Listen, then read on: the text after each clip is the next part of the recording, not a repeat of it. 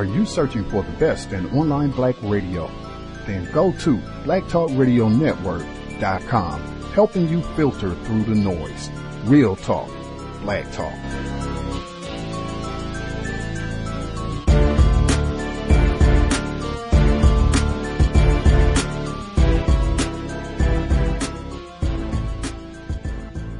The internet is full of half-truths and all-out lies. We've all seen them, and many people on social media complaining about it. Here's your chance to show and prove. WorldAfropedia.com is a black-owned and operated encyclopedia. There are several thousand articles, but we need help. We can't uncover all the truth ourselves. So please, join us and become a writer, editor, or blogger for WorldAfropedia.com today. Every little bit counts. We owe it to the future generations to put the truth out there. Visit WorldAfropedia.com, the African-centered encyclopedia, a global database of African knowledge for the purpose of bringing about global African wisdom and understanding. WorldAfropedia.com.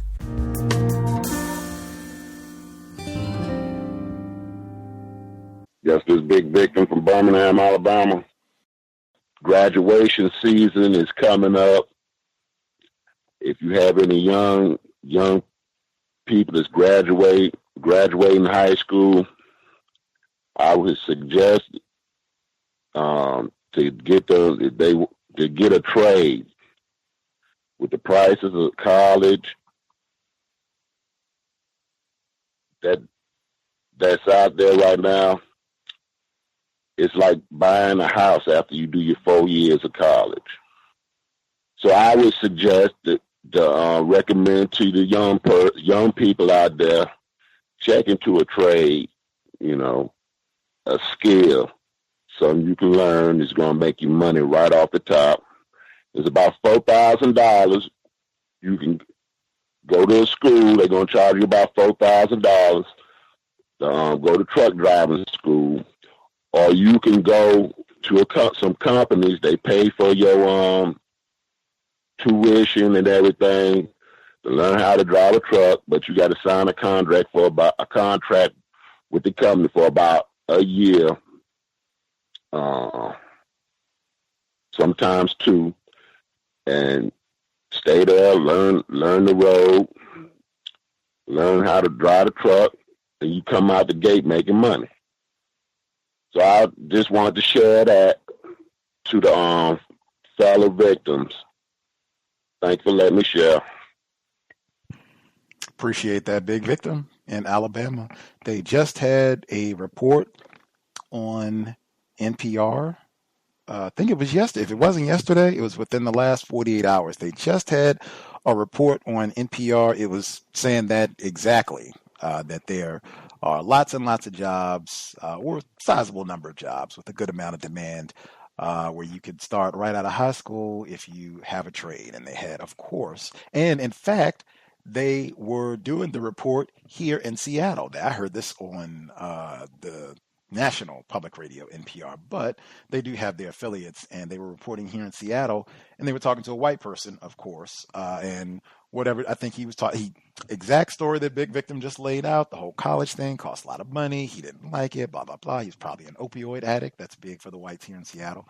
He said, forget that, dropped out of college, Edward Snowden, and did the trade school thing. And now he's got a job. He's about to make something close to 6 figures, actually.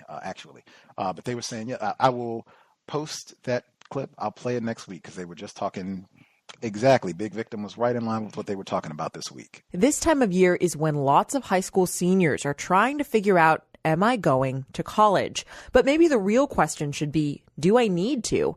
You're listening to KNKX, and about a third of college students in Washington state fail to finish in 6 years. A recent report from the state auditor's office said students need more information about alternatives to bachelor's degrees that take less time and lead to high-paying jobs.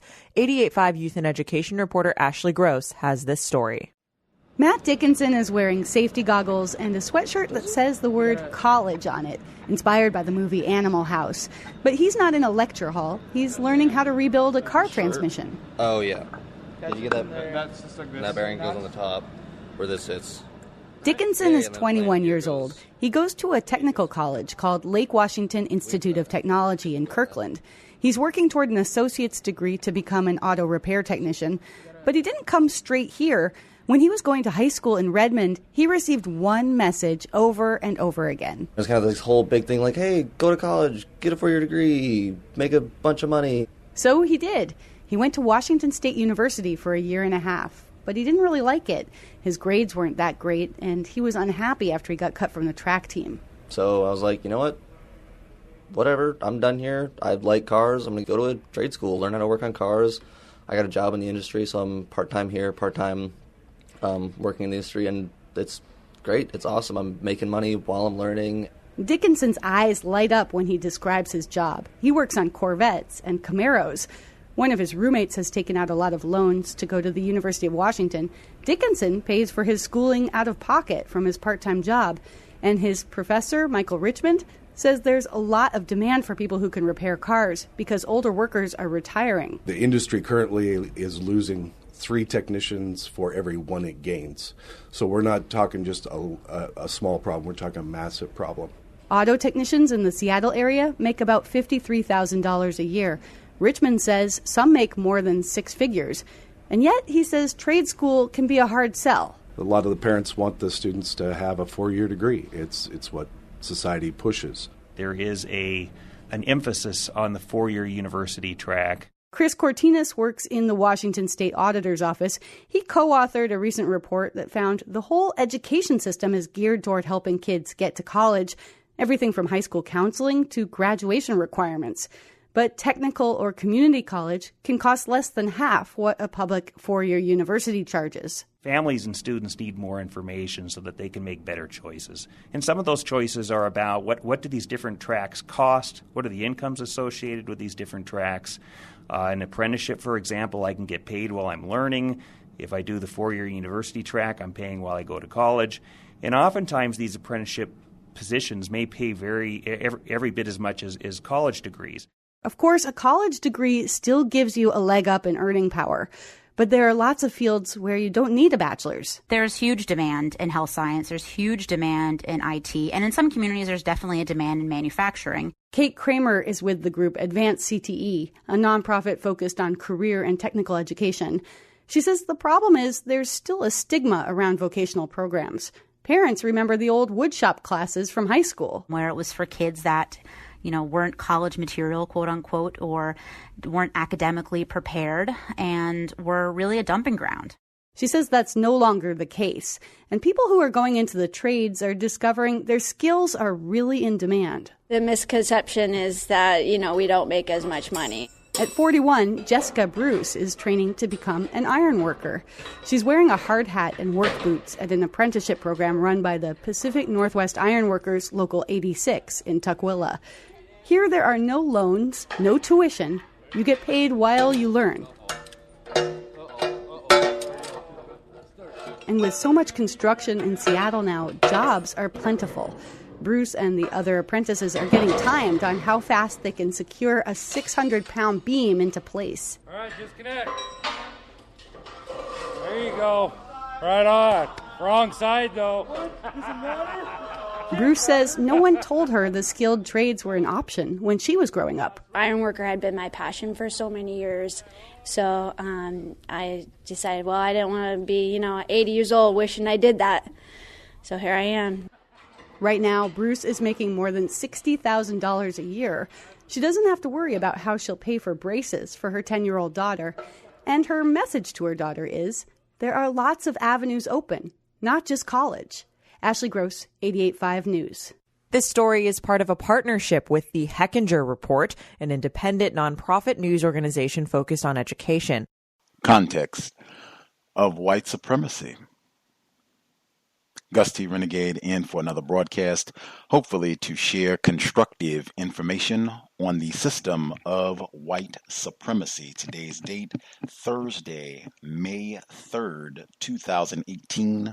So I have been told. This is our weekly broadcast, Neutralizing Workplace Racism. If we have any non-white listeners, black listeners especially, If you have figured out this is what to do, you get your job, whatever it is, even if you are an entrepreneur, this is what to do. You do these exact things and you will never have a problem. You will not have a problem with any of your clients. You will not have a problem with raises, performance evaluations, being characterized as aloof, too quiet, not a team player. You will never face any of these accusations. You will get all of your bonuses on time with extra. Got it all mapped out. Vacation time, sick leave, anything that you need taken care of. You need a transfer. You got a great office with a view, no less. And think you will just be able to kick back, enjoy your career until you are ready to retire.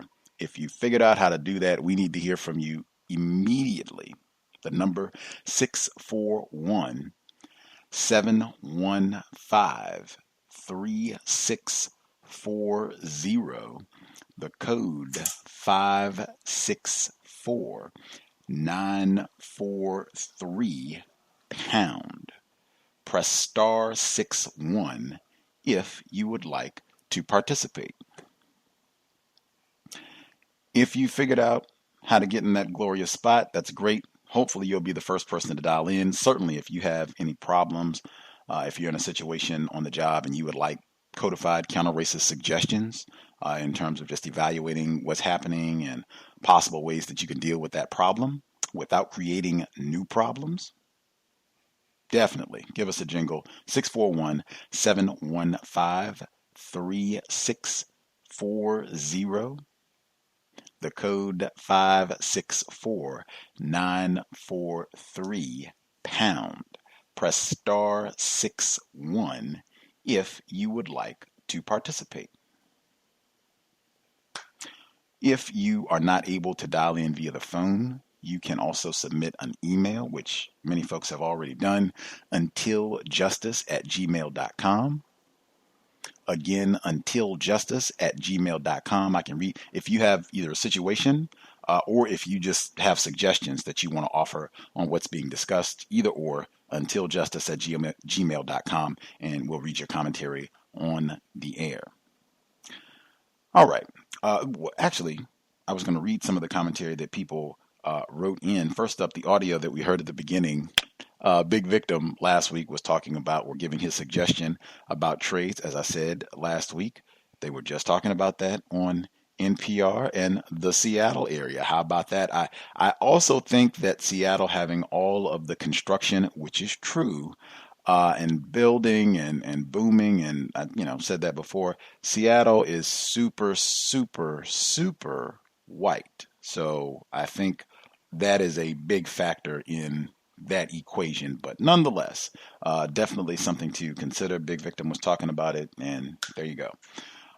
Before I get to some of the folks who wrote in, just again, this broadcast especially, the compensatory call-in as well, but any of our times where we're talking about workplace racism, this is not a spectator broadcast. If you are a non-white person, black person listening to this broadcast, if you have a work history at all, I'm very sure you have had some experiences with whites on your job, even with other non-white people, victims of racism on your job. This is a broadcast where lots of folks should be able to participate. If you're just looking for entertainment, there are many better options, and the weather is so lovely, man. I wanted to make sure that I get it on record. I feel totally robbed because it is finally feeling like spring in Seattle. Sunny, 70 degrees today. I was able to go and sit at the park near the fountain. It was beautiful, but had to make it a very brief visit because we had the broadcast. We have priorities under the system of white supremacy, but I would much, much, much rather be outside frolicking in a system of justice than having to spend our time countering white supremacy. Priorities. That's it. We had people who wrote in, and we should not have spectators. We should not have spectators. There are many better things that we could all be doing. Participate It is, I think, very informative and particularly for younger listeners to be able to hear about some of the things that happen. I think it's informative, period, about what it means to be white when you can see many of the same patterns, since especially we have people call from all over the world and participate. So you're hearing some of the same types of terrorism, trashiness happening worldwide in the workplace setting. And I also think it's just helpful to know these are the types of things that happen. These are the types of things that you can do to be proactive to stop these types of, trashy acts from happening on your job. So I always think it's helpful. I always think it's informative. Even if it's thinking back about things that have happened in your work history, I think that can be very helpful for everybody, just getting a better understanding of what happens to us on the job and realizing how common many of these antics are. That's it. Let's get to some of the folks who wrote in. I didn't even read all of the commentary that people wrote in from last week, so I'm picking up from where we left off from last week. Black male caller in Baltimore writing in, he says, so I work in a warehouse. The company bought another company called C.O.W.S, S-T-U-B-B-S. He encourages us to look up the product. So one day they said, yeah, these are going on slave pallets. We said, what? What they mean is it comes on a pallet and they want us to put them on top of another empty pallet. They said one pallet carries the other, therefore it's a slave pallet. So we looked up slave pallet, come to find out this is an actual term, but it's in reference to an automatic racking system, which means the way they used the term was incorrect. They could have easily just said, hey guys, put the C.O.W.S pallet on top of another pallet. Simple. So I went to the human resource officer, who is another victim. She was shocked. She made one call and we never heard the term again. Even though the problem was solved, we were thinking with all these non-white people, black people specifically, working here, you didn't think there would be a problem calling it a slave pallet, especially with a black male face on the cover of the product.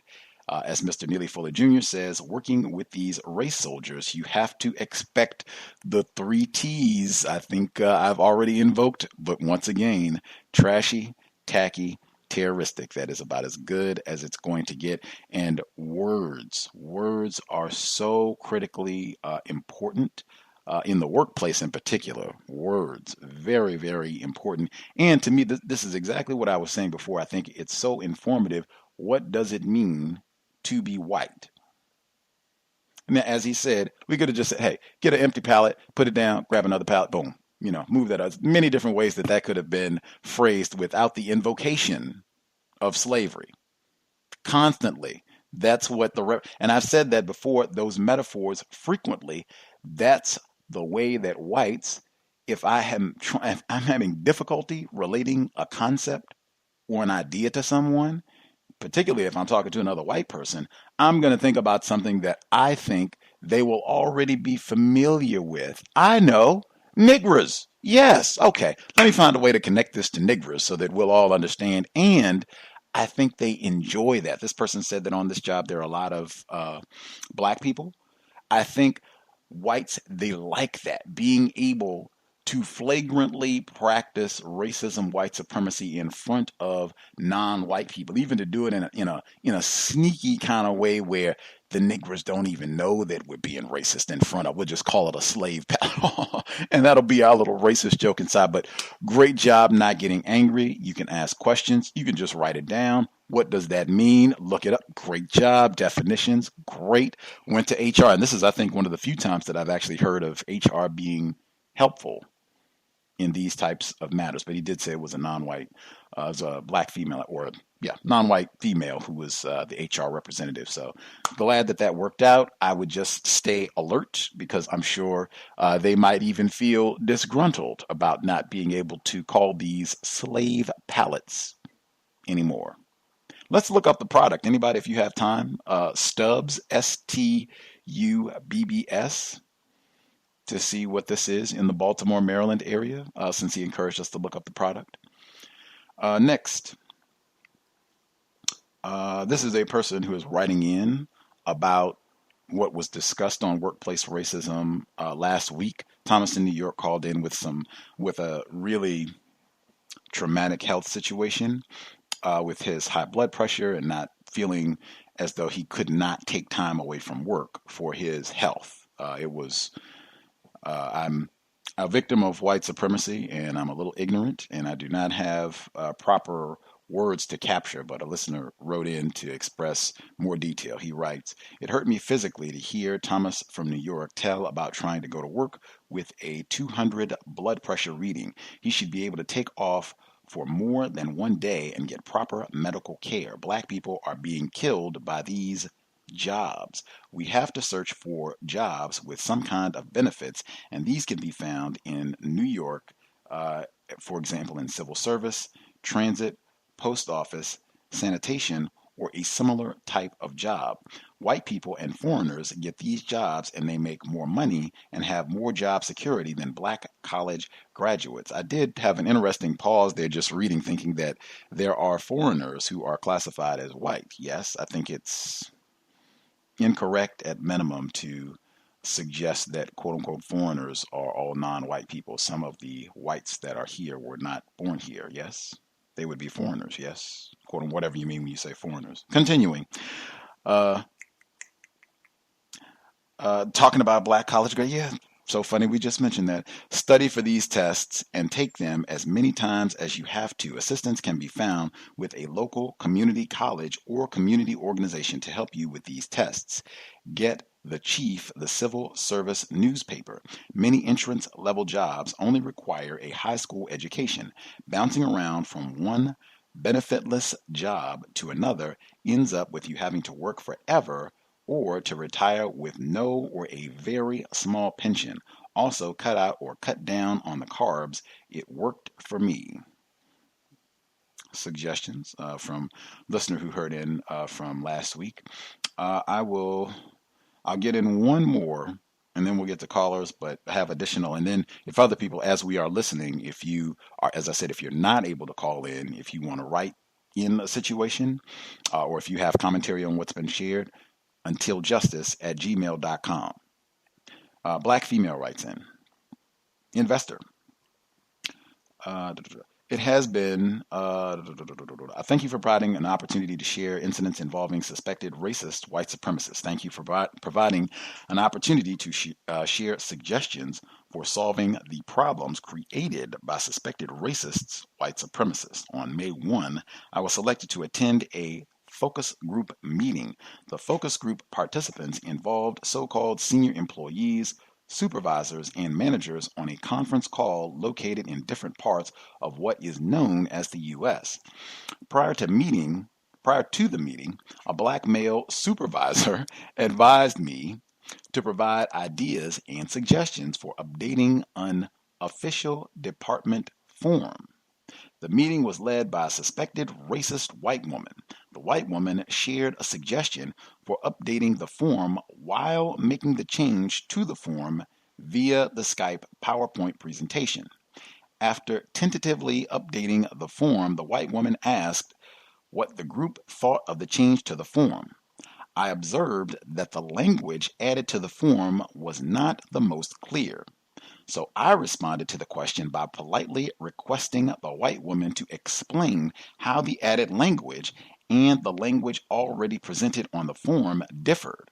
Her response, with vigor, "No, that's different. It's different."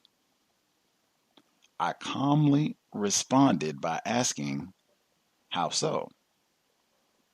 Her response failed logic within the context of department policy. Other participants involved in the focus group agreed that the language should be more clear. After updating the language, the white woman begrudgingly posed two questions to me. "How's that? Is that clear?" In my response, "In my view, yes. Thank you for asking." End of incident report. I will correspond with a follow-up because today, she wrote this yesterday, so May 2nd, I was informed about a complaint involving me asking too many questions and not paying attention during conference call meetings. Wow. It's not funny. Forgive me for laughing. Actually, this is one of the few times I can think of. It's less than 5. I mean, if you really pressed me on it, less than 5 of a non-white person getting in trouble for asking questions. And you know what happens? My immediate response, anytime that it is even brought up or hinted at that there's something incorrect or that there's a limit, like there's a quota on the number of questions, how many questions am I permitted to ask per day, per hour, per minute, per month? What's my quota? I might even have to invoke that term specifically. What is my quota for questions per day?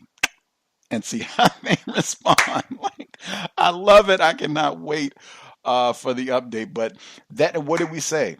The 3 T's: tacky, trashy, terroristic, and I just said the importance of words. And in my view, that is beautiful. Anytime that you see vagueness with regards to policy and procedure, talk about that all the time. Policy and procedure and the importance. Read the policy and procedure. I think she said in her commentary here that within the context of department policy, this was not clear, and we need to make sure that this is congruent with what our policy and procedure is, and so that people can understand that quickly with the language that we're using. Words are critically important, and just my suggestion would be in this sort of example, anytime that you have vagueness in policy and procedure, that benefits racists, white supremacists. Reason, explanation, discretion, one of my favorite words. Discretion, anytime that they can just kind of sit and say, well, I have the opportunity to come to a decision. I'll think about this for a little while and come to a decision. Our policy is not too clear on this one, so I'll just have to make a decision. We generally handle these things on a case-by-case basis because our policy isn't very specific. See, that's what they'll say, and that means, woo, we can really go to work on the niggers because I can do whatever I want. So absolutely, you want it to be precise, exact about how things are supposed to be conducted, the way we do business with regards to policy and procedure. So excellent, beautiful, excellent counter-racist work in shoring up the language for clarity, precision, and then the tackiness, this white woman to be outrunning. And then she comes back with these nasty questions. How's that? Is that clear? As though this black female was the only one who raised the question about the clarity of the language. She doesn't do this to any of the other whites present. And I've seen that sort of thing happen before, where a black person asks a question, or it might even be a group of people, and they just focus on the non-white person with hostility about them having the nerve, the gall to question a white person. Cannot wait for the update. The number again, 641-715-3640, the code 564943 pound. Press star 61 if you would like to participate. If you have commentary on any of what's been shared thus far, grand. If you have your own situation that you want to discuss, that's fine as well. Folks who dialed in with a hand up, line should be open. Feel free.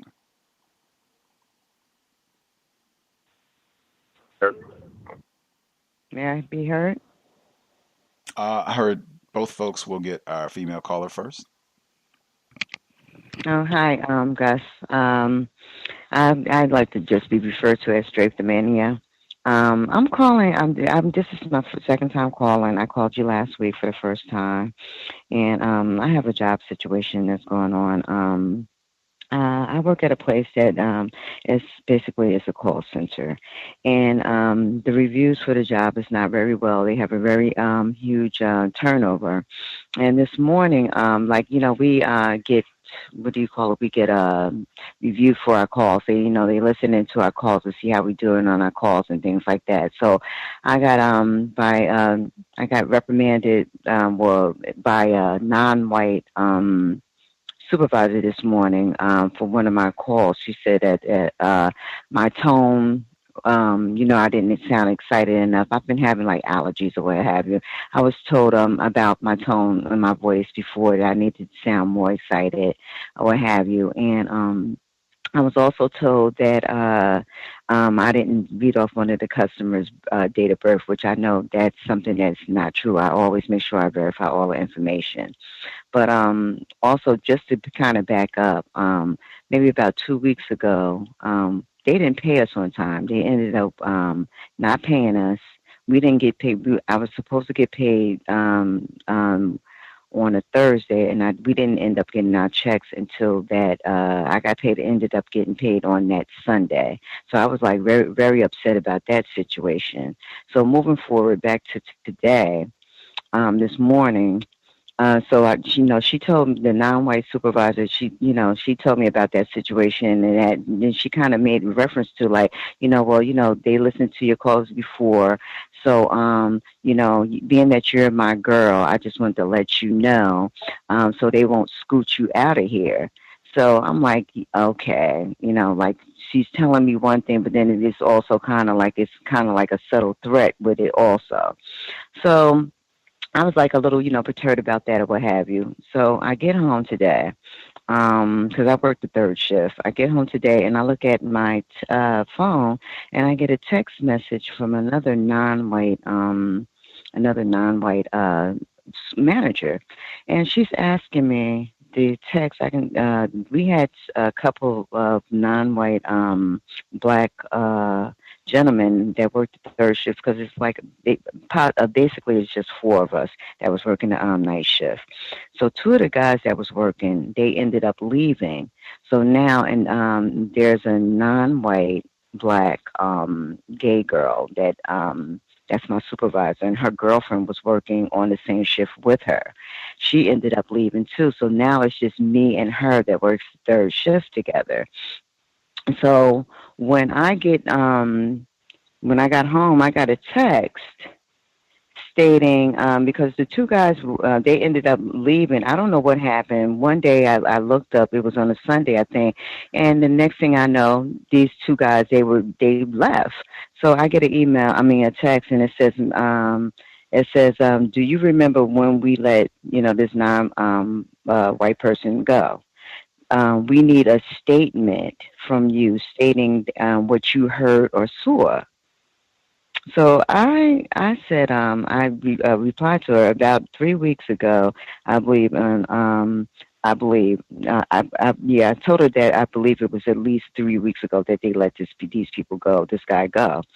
So then she says, responds, and she says, yes, we need a statement on it, and I'll let you know when.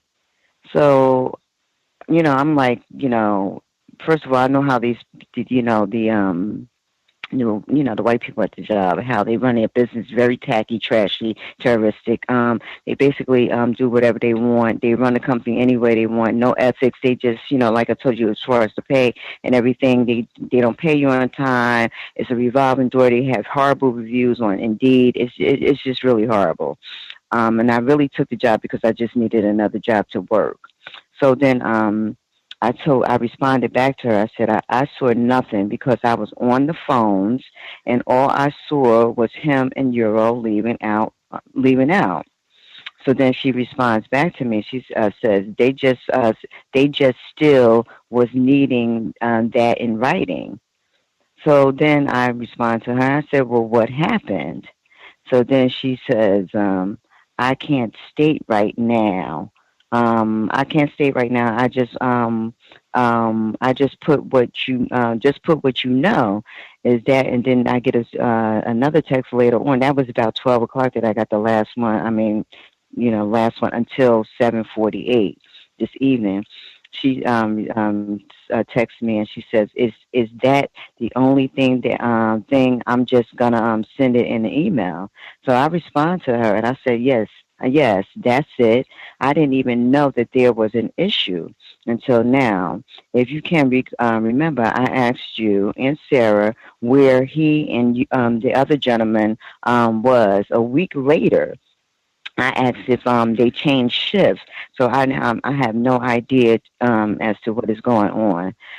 So I said all of that to say because this morning, after, I kind of feel like I'm kind of thinking like was I kind of reprimanded because they kind of want me to fear for my job or feel like I need to say something or rat on another non-white black person. I don't know what they're doing with this information. I don't know what happened. I don't know why, if this guy is trying to get his unemployment. I have no clue as to what's going on. But what I do know is that I want to, live within my code is to not snitch on another non-white person or cause harm to somebody that could possibly, it could possibly cause this guy harm. And if they do it, I mean, I understand that these, non-white people, they have to do what they have to do in order to keep their job. They may have to, for lack of a better word, kiss behind to get ahead on the job and slave on the job and do what they need to do and throw other non-white people under the bus because that's the kind of atmosphere that we work under.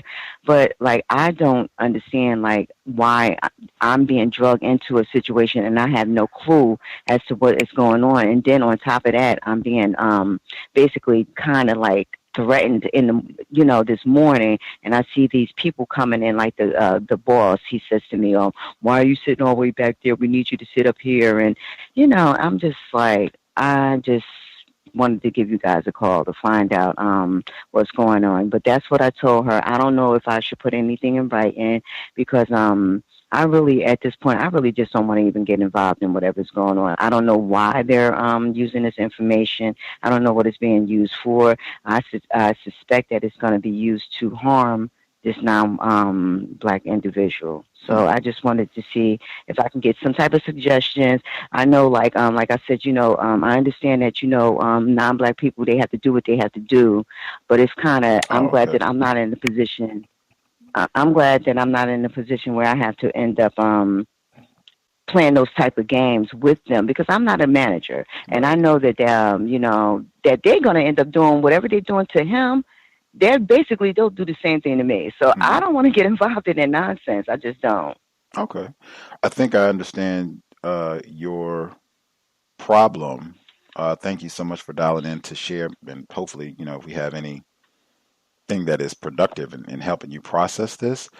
I guess the thing that I would start with for me, anytime that your compensation is late or inaccurate or whatever we agreed on is well below what we should be getting anyway, but when that's off, like for me that is such a gigantic red flag that, I mean, if we can't even get this, like the bare minimum, if you get a job at McDonald's, generally they will get you your paycheck on time. Like if we can't even get this correct, like, oh man, like I can expect any and everything to happen in this sort of environment. I need to get out immediately. And if I heard what you were saying from the beginning, that you just took this job just to make some income for the moment. This was not like, getting, I think you said you knew going in, you did your research, which is something I encourage people to do before you take the job, to investigate,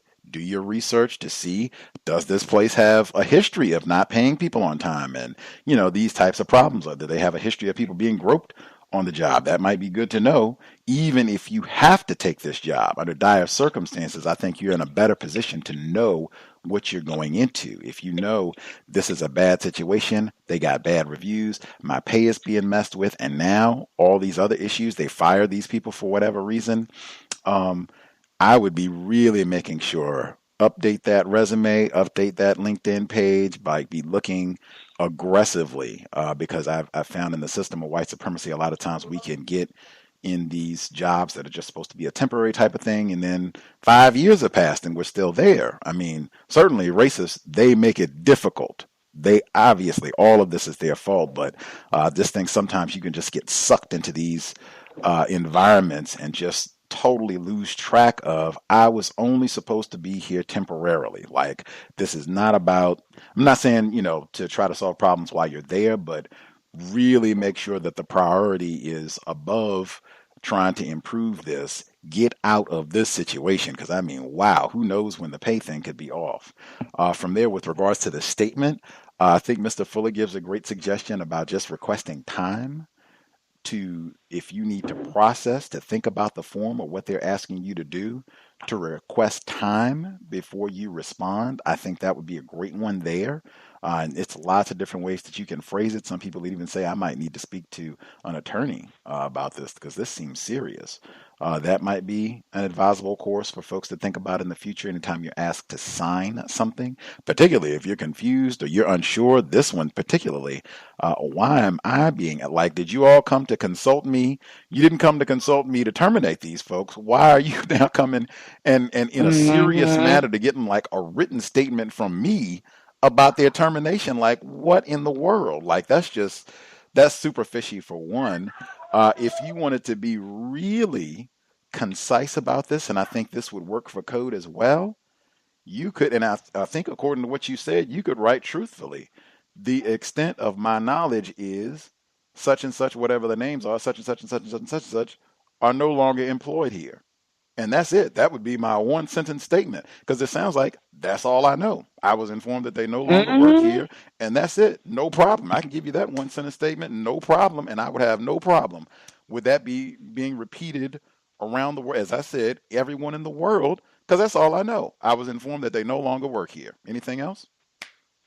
That would Yeah, and that's exactly what I text her back, and that's it. I don't know anything else. That would be all I would have to say. That's a very brief way that you could deal with it, where it wouldn't require any more thinking. I mean, the whole thing is done. That's all I know, and we can move forward. Right. Right. I mean, because the only reason why I'm there, I mean, I had super, super trifling, trashy, tacky, terroristic place that I ended up losing my job at. That's the only reason why I'm here, because they denied my unemployment. I'm in North Carolina, and they're at a will state. And they basically, being at the Southern, at will is basically, to me, I translate that as, we were once, very racist, and now what we can do, we can hide behind the law. We can fire you, even, because you're just a Negro and we don't like you. But we can say that anything. We don't even have to give an explanation now. We could just fire you for anything now and deny you of your unemployment. But basically, the reason why I was terminated from my other employment, because I was physically attacked by a customer, and by innately I just defended myself. You know what I mean? And they basically tried to use the fact that I tried to say I wasn't supposed to defend myself, and initially used that to deny my unemployment. So, somebody had tried to attack me. I just instantly, struck back and, or tried to strike back. And, I was terminated from the job for that. So basically, I guess all they wanted me to do is get beat up, scratched up by this lady. And, didn't have my back. I had been working here for years. It's like you said, it's just, I wish I had known about the show, like when I was going through that situation. I have to actually go to court tomorrow for this situation. So it's just, it's just a plethora of terroristic and behaviors, and I've just been being attacked on all angles. And I'm glad that there's a forum like this. And I feel like, to me, it's somewhat like a support. A lot of times, you feel like you're by yourself, but by listening to your show, it gives me comfort, because I know that I'm listening to other people, and I'm like, wow, like you said in the beginning, we go through this all over the world. So it's just wow. I'd like to thank you again, Gus, for all your help, and if anybody else can give me any kind of help, I would really appreciate that. Yes, ma'am. Caller in North Carolina.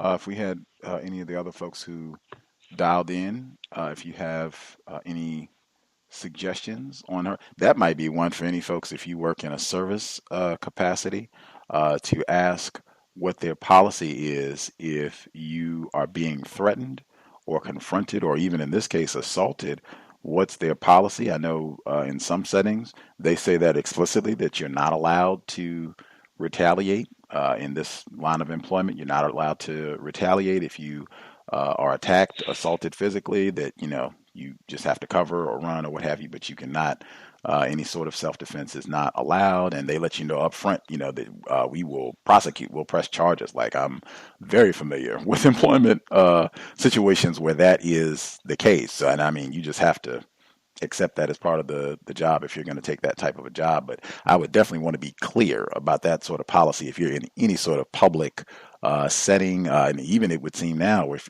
you have customers, because there's so many racists who are doped up or whatever, just being racist, and they want to attack non-white people. But any callers with any suggestions on what we just heard from our caller in North Carolina, if you have any suggestions, feel free. Have you heard? Yes, sir. Hello, my name is Brett Caldwell. I don't have any suggestions for her, but it seems like she's been terrorized like every other black person on the planet. I was calling today. Well, if you don't have a suggestion, hang on one second. Do we have any suggestions? I mean, just make sure before we pivot. Did we have any folks who did have a suggestion for our caller in North Carolina? Just making sure. Can I be heard? Retired firefighter. Greetings, everyone. I would say to the lady from North Carolina, based on what I heard, that you have actually set a very constructive and favorable on your behalf foundation, because from what I've heard you state, you are pretty much accurate to reality and what takes place under the global system of racist white supremacy in employment. So with me not even knowing who you are, my opinion that you are very much accurate on experiences that I can relate to, that I have actually heard on this program from other people, and all of us are basically strangers to each other. And that is a big plus in your discourse from you said that you are not going, that the job that you have was not necessarily meant to be something on a permanent basis, but even through whatever that process, that short time that you've been on it, you certainly have learned a lot of things. I think you were very accurate on your analysis of what was happening to you. It is something that is consistent under the global system of racist white supremacy, and that's why the system of racist white supremacy is so negatively effective to non-white people. It's because they are able to contract non-white people to do a lot of their work to other non-white people.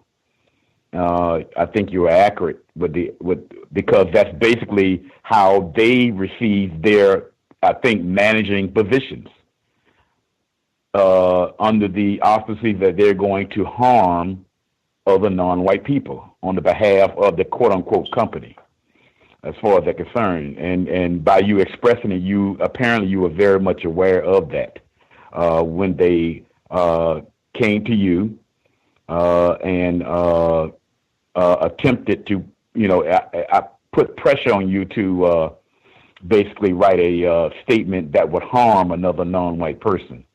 And as Gus did state, that if you just put the simplest and put exactly what your experiences was with the incident, which is actually a line that they can't really use against that person. But at the same time, you are answering that request. And in turn, basically what probably will happen with those two non-white people is that the pressure will continue on them to attempt to try to do something else. Apparently, that non-white person, as I think you said, was involved into attempting to do some sort of counter move to what happened to him. and and being that, as you stated, that the job itself is not very well put together itself, they probably have something that they needed to do in desperation, and in turn they were going to use you for that. So I think on that basis that you basically assisted yourself in this process by being very accurate, and hopefully what I said would provide some sort of help. Thank you so much. Appreciate that, retired firefighter. If we have any folks on the line who have ever, in a job setting, been told that they asked too many questions, that would be grand to hear how you dealt with that. If you dealt with it in a codified manner, if you just yelled at them or put them in a headlock, that might not. Well, I guess that might be funny, but I prefer if you dealt with it in a codified manner. That would be awesome. Anyone ever been accused of asking too many questions on the job? Do we have any other suggestions for our caller in North Carolina?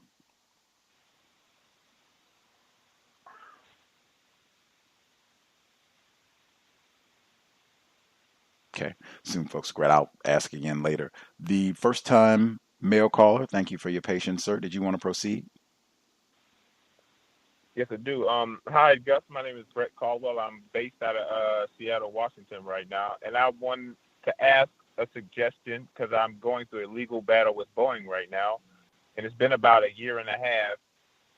And basically the situation was I got into a confrontation with a Is it possible that you could speak up a little bit? Like your volume is low. Okay.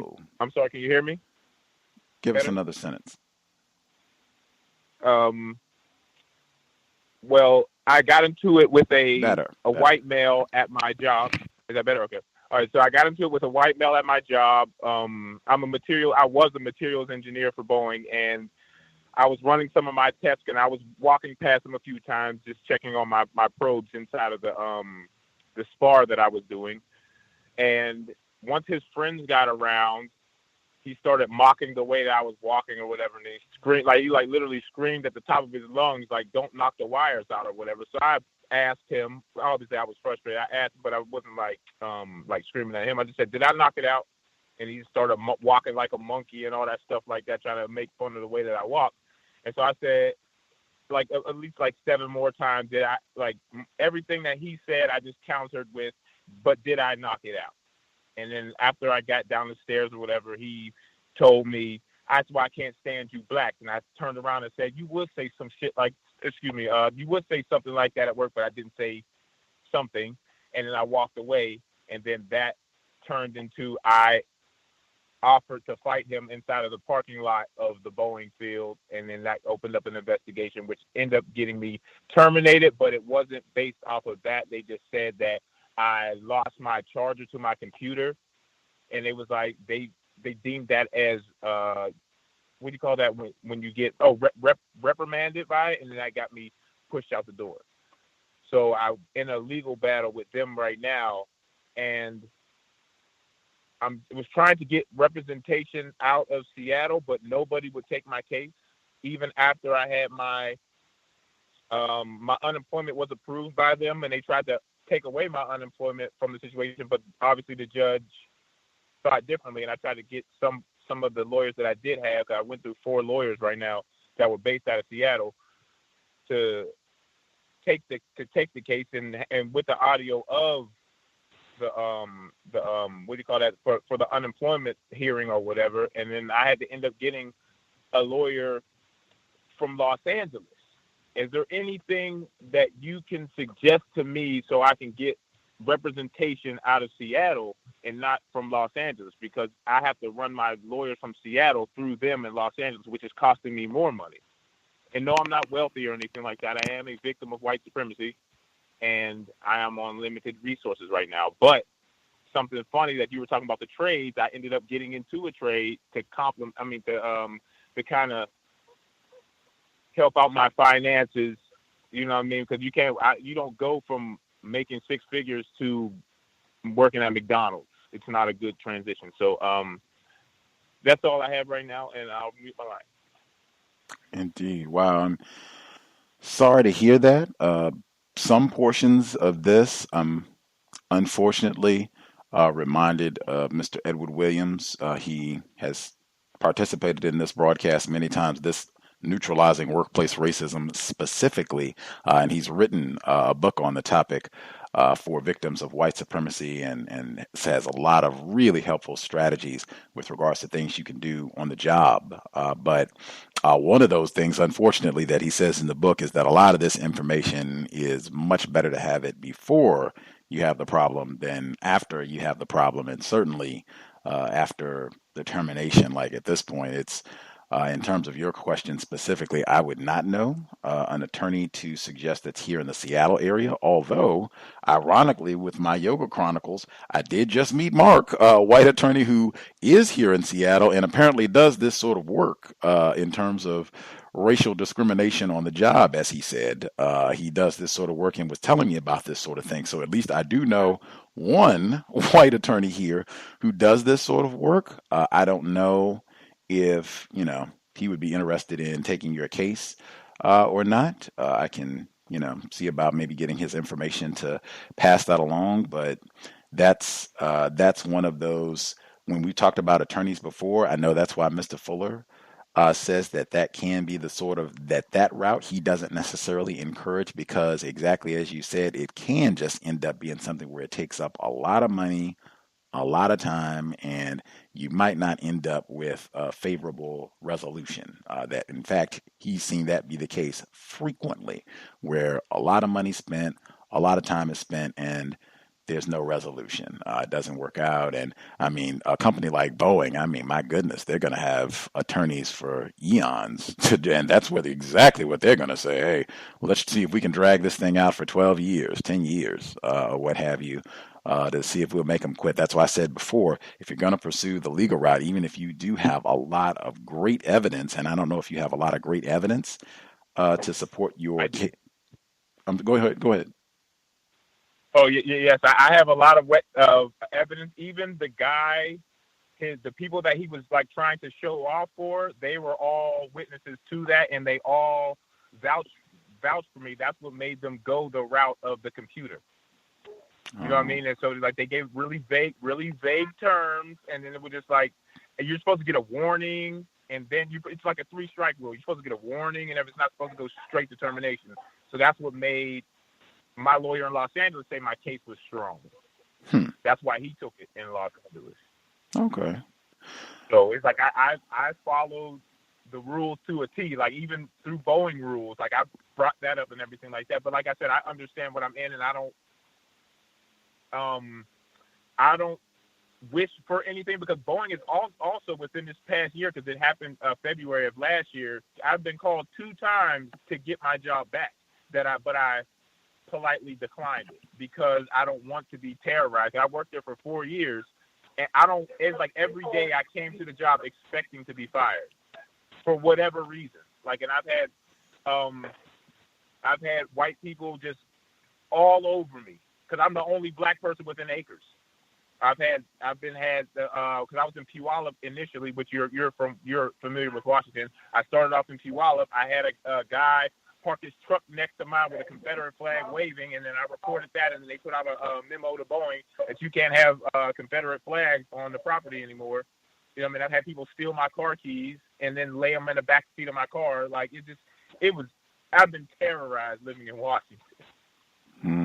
So it's like all of that is in the thing, but like the case is online also. So. Wow. You got to wear a uniform tomorrow? Okay. Well, again, for folks, if you do dial in with a hand up, if you could use your mute button, if you know you're in a rowdy environment, that would be super helpful. I am very familiar with the state of Washington, and even in Puyallup, actually. That's one of the few places that I've been on the earth where I heard a car with Dixie as the car horn, and heard it multiple times. I was stunned, but right in Puyallup, which is right down the road from Seattle. Anywho, with regard to, and again, this is, all hindsight, Monday morning quarterbacking, as they say. This is why it is so critically important in terms of on the job, how you respond and really managing your emotions. Whites, a lot of times, they do these sort of things exactly for this. Let's see if we can go and get them to chimp out, get them to get upset, get them all riled up. That alone, just we started this talking about Thomas' blood pressure issues and all the stress. That alone is one. And then if we can get them upset where they rile up and respond and are cursing and fuming and all that, oh, whoa. I don't know if this is professional conduct. Now, I mean, now they've just been dancing like a monkey and all this other stuff, but it comes back, I don't know. You might have been being unprofessional. Seems like you were threatening an employee. That's what this is designed. That's why I say consistently expecting. This is the environment that we're in. Confederate flags, Dixie, system of white supremacy. Okay, so I'm not stunned. I'm not surprised about any of that. That tailors my responses. That is so huge. That's why I said before, if you listen to this broadcast specifically with workplace racism, if you don't get anything managing your emotions, if you don't do that, then the rest of it is toilet paper. But Mark, white attorney, suspected racist that I know, I can see if I can get any info from him, if he has an email or something where he might be willing to reach out and you can talk to him and see, kind of share your case with him. Beyond that, it sounds like, or my suspicion would be, it's going to be a difficult one. Boeing is going to have a lot of firepower for a court battle, but definitely keep us updated and I will share. Perhaps you can drop me an email untiljustice@gmail.com and I can do some work to see if Mark has additional information. Thank you so much. Mm-hmm. Other folks who dialed in, if you have commentary, suggestions on anything that has been shared thus far, or if you have your own situation that you want to discuss, line should be open. Proceed. Can I be heard again? Yes, sir, retired firefighter. I was going to... as far as what I gathered about what the last report was by the caller, I think I heard him say something about did he say anything about witnesses? And if so, were there any witnesses that are racially classified as white? Yes, they were all white. I work with nothing but white people. I am the only black person in my area for 3 football fields. Okay, I figured in that case, then you might have a chance. If they're still willing to say what I think that they were saying in whatever this previous course of the trial or whatever it is, if they're going to be dependable enough to keep repeating it, then that may give you a chance of whatever it is as far as your employment is concerned. Good question. Good question, retired firefighter. Yeah, that's definitely another one where you got to rely on suspected racists. Yeah, even if they are saying, yes, we're willing to testify, I would still suspect that they're racist. And, ooh-wee. If this lasts a year. Can I be heard? If this lasts a year and you have to rely on racists to be steadfast for a year, ooh-wee.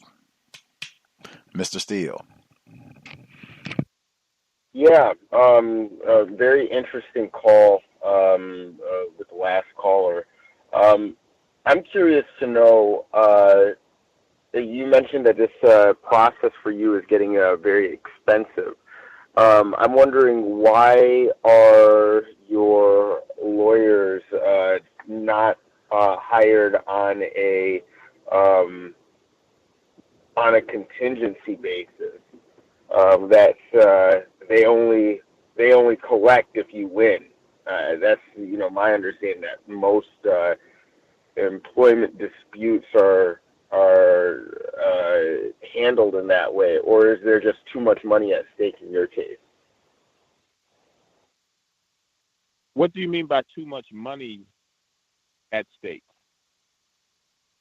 Well, oftentimes the cost associated with a case will make it so that it will be prohibitive for an attorney to go ahead and go forward with it because the cost associated with going after the people, and then the case, it might not be strong enough. So if the case isn't strong enough, then they're going to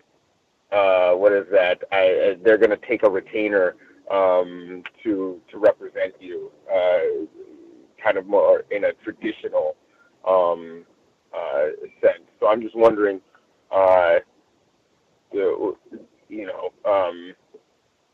in your particular case, how come the lawyer isn't? How come you're having to pay up front?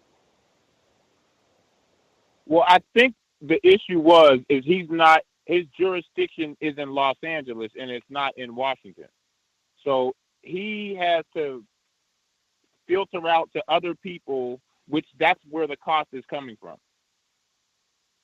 So it's like like I said, I've ran through a few lawyers already that were based up here that I deemed weren't suitable for the project because they weren't even communicating with me. I was communicating with them. Because I would get the updates of the. My bad. I'm sorry. I would get the updates of the court proceeding online because I look it up online. Like this is, I just paid X amount of dollars to my lawyer to pay you, so you should be updating me. Okay, so I just had one case settle recently, and I have another case pending. And I've gone through this experience with a few different attorneys, and I'll say that it's unless if your situation warrants your intervention, oftentimes, you are going to have to initiate calls to find out about the status of your case, simply because your case is, one of so many that any given lawyer is looking at any given time. So if they're just going through procedural stuff and filing paperwork and everything like that, they're not going to necessarily keep you abreast to all of the minutia of the developments. Now, this added expense of having to, quote, filter someone, is he or is your attorney charging you up front because they're having to use intermediaries in your local area to do all of this? Is that what they're charging you up front for? I don't, from my understanding of in reading the contract that I signed, it was practically, it was me paying for them to look for a lawyer up here that was willing to take the case. Because like I said, I tried to get a lawyer up here by myself without going through them to begin with. So it's not like I haven't paid those people yet. Basically what I'm paying is for their time to search out for other lawyers and things like that. I think it sounds like you're getting hustled. Honestly, honestly, I think that you would be better served firing up Yelp, searching employment attorneys, and just cold calling and dialing down the line, talking about your case with the intake specialists that are at the attorneys or the attorneys themselves. Sometimes they have them themselves, but I mean, it sounds like you have some semblance of a case. I imagine this has gone through the EEOC or the State Equal Opportunity Board in Washington, correct? Absolutely. Okay. So, all right. So the process has been started. So you're not in a bad spot. If I were you, I would be a bit more proactive. If the EEOC has ruled that there's grounds for a lawsuit, then you should be able to retain counsel. I wouldn't ask too much from counsel. You know, I was on a I was at a settlement conference earlier, and a judge swore at me. Like he was using foul language. So I had to you know, let him know, like, sir, you're a judge, and you know, I don't appreciate to be spoken to like that. That said, if the judges are talking like that, then, you know, the culture of attorneys isn't necessarily one that I think is conducive to plaintiffs.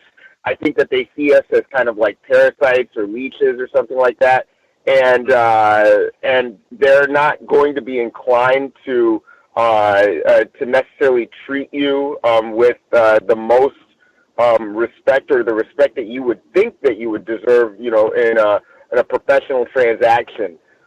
So you know, just don't be, you know, dismayed if, you know, if a particular attorney is, you know, short with you, or if you're not getting immediate progress reports on every single step, because that's, you know, that's kind of that's above and beyond from what I personally experienced. That, you know, and you got to understand that your goal here is not necessarily to be friends with your attorney. Your goal is to extract justice out of Boeing. So you did a smart move by not accepting any offers that they have for, you know, further employment. But I would you fire up, you know, search employment attorney, file your case with whoever comes up, weigh out your options from there, express your concerns with previous counsel. Don't necessarily say that you've had 4 attorneys, because that might clue them into, you know, saying, well, this guy might be a problem client. Right. Just, you know, go ahead and say, you know, like, I'm just looking for somebody that has and is willing to talk to me, and then that you should be good. But yeah, nobody should be taking money up front from you for this situation, as you've described it. Appreciate that, Mr. Steele. Do we have any other suggestions for our caller in Seattle?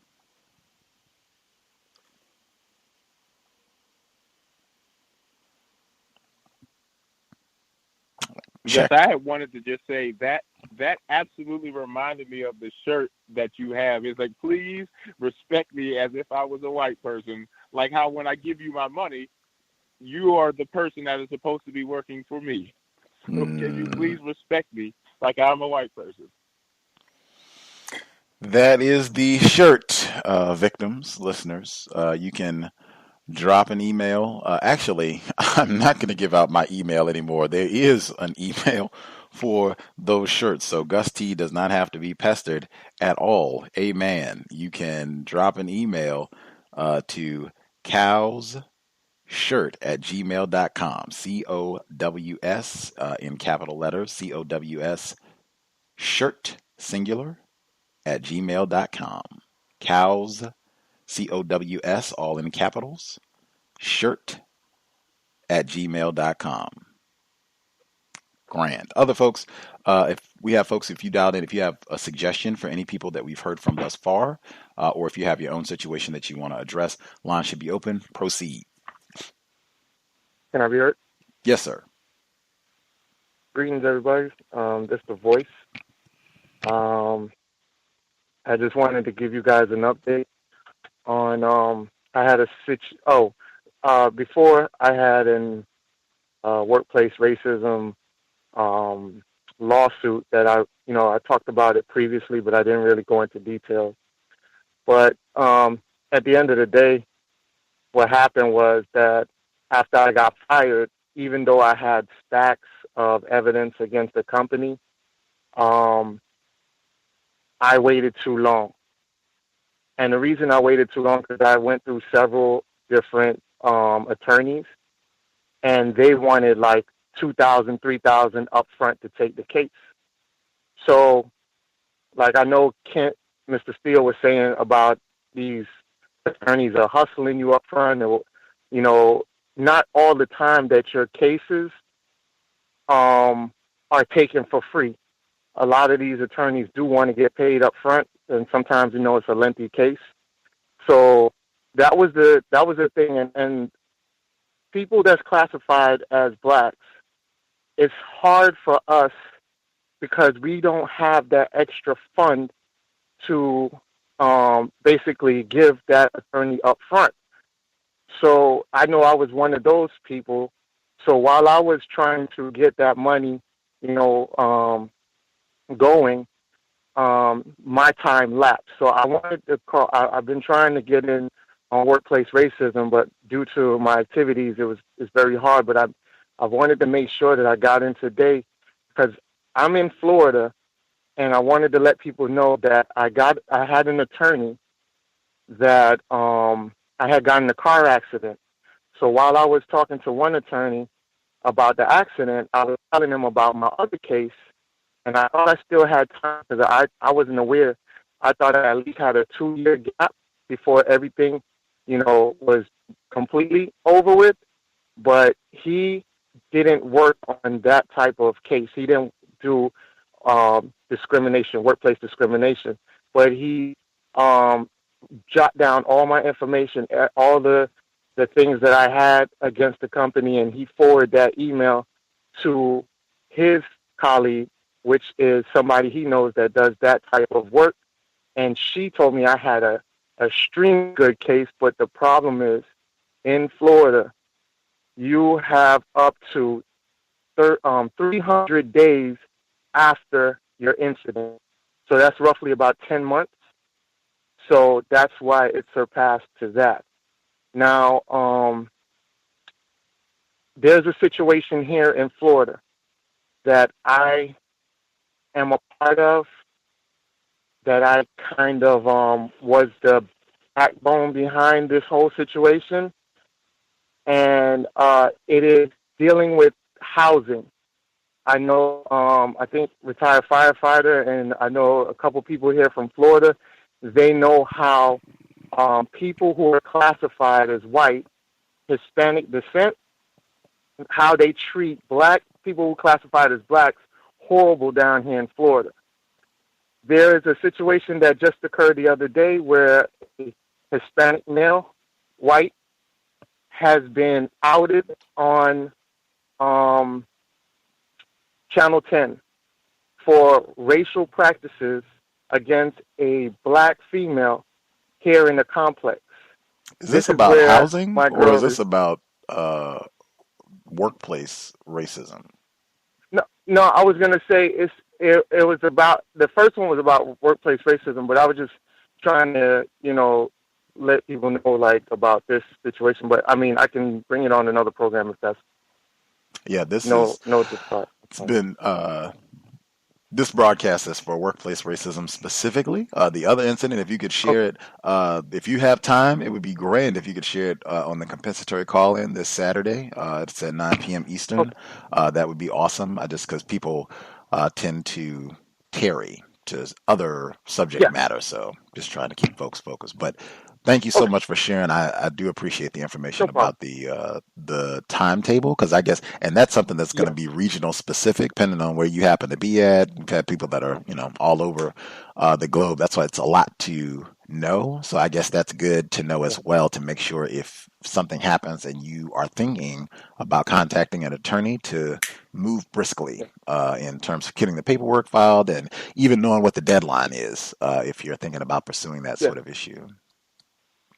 Exactly. All right. Thank you. I appreciate it. I just want to get that information. Thank you. For sure. Do we have any other folks that had suggestions on what we've heard thus far, or if you have your own situation, folks we've not heard from, line should be open. Proceed.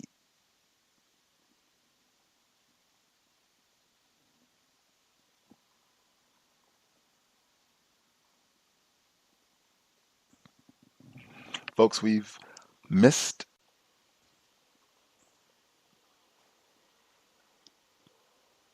They're spectating, or I guess while folks are spectating for another second, I'll get in one of the other callers who was, and then wait for me to interrupt it. I waited 5 minutes and then they interrupt. I'm going to read my email just because y'all waited so long. The person wrote in, black female. Thanks so much for the program. Find the information constructive. I'm still working on my code, aren't we all? I'm a student nurse. I've written a couple times.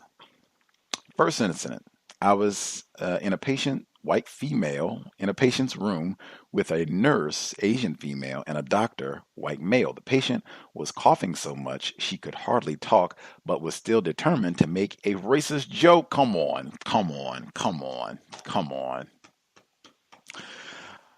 The doctor asks, "How do you know what you have?" She says, "Well, when I was a child, my mother told me I had a black." She pauses, looks at me, and then says, "Lungs." She looks at me again, smiles, and almost chokes, trying to laugh. The doctor holds her hand and smiles with her. Late 60s, meth user. I said drug user. That should be, I'm going to say that as often as I possibly can, because that should be factored in when dealing with race soldiers, that you're not just dealing with a racist, you're probably dealing with some sort of addict. And anyway. Second incident happened a few years ago. I, black female with shoulder-length locks, was working as a waitress. We did events all over the city. For this event, I served lunch at a museum for a group of white women. I was the only waitress working at this event. It was for about 25 white women. Yikes. This event was going fine, and I stood off to the side. Two white women approached me, complimented me on the good job I was doing, and then said, "We have to ask you the question." I was confused by the question. I say, "What is the question?" They said, "Is it real?" Still confused, I say, "Is what real?" "Your hair." I was shocked and confused. So I repeat, the question is, "My hair real?" Both smile and say yes. Yes, my hair is real. She says some other stuff, then tells me about her white daughter that has locks also. I stood there smiling uncomfortably and nodding. Then I said I have to go do something and walked away. Now I think I would ask more questions before I answer her question. I am often in shock when these situations happen, and I need to be better prepared for them. Unfortunately, they happen often. Absolutely, which is why sharpening that code, that's what all of us should be working on for any of these sort of just tacky, like totally out of the blue, random questions or inquiries. Just the immediate deflection. I think ignoring is a great one for many of these. If that's not a tactic, if this is someone that you have to have some sort of rapport with, right? Like you're going to be with them on a regular basis. I'm always about being concise where this doesn't become a long conversation piece and then we pivot back to work. I think some of our listeners, compensatory conversation control, they ask a question, even if it's crazy. You know, where do you get your hair cut? You going to be wearing a do-rag this weekend? I talked about that last week. Whatever you're going to say, and then you pivot back to work. What are we going to be doing for that 12 o'clock meeting? Pivot immediately back to work so we don't bog down in all of the tackiness. And if need be, you can just exit. I need to, step out for a second if this is happening at your area. If you're in another part of the building, I need to exit and make a phone call really quick. You can excuse me, but just, we're not going to entertain a whole lot of nonsense on the job about foolishness. Keep it business. You can be cordial. In fact, you should be cordial. Speak, all of that, but we're just not going to be talking about nonsense. That's it. Other folks, Thomas in New York, I heard you. Did you have commentary you wanted to share, sir?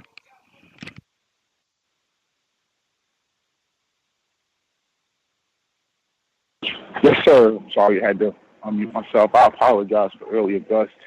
Technology problems.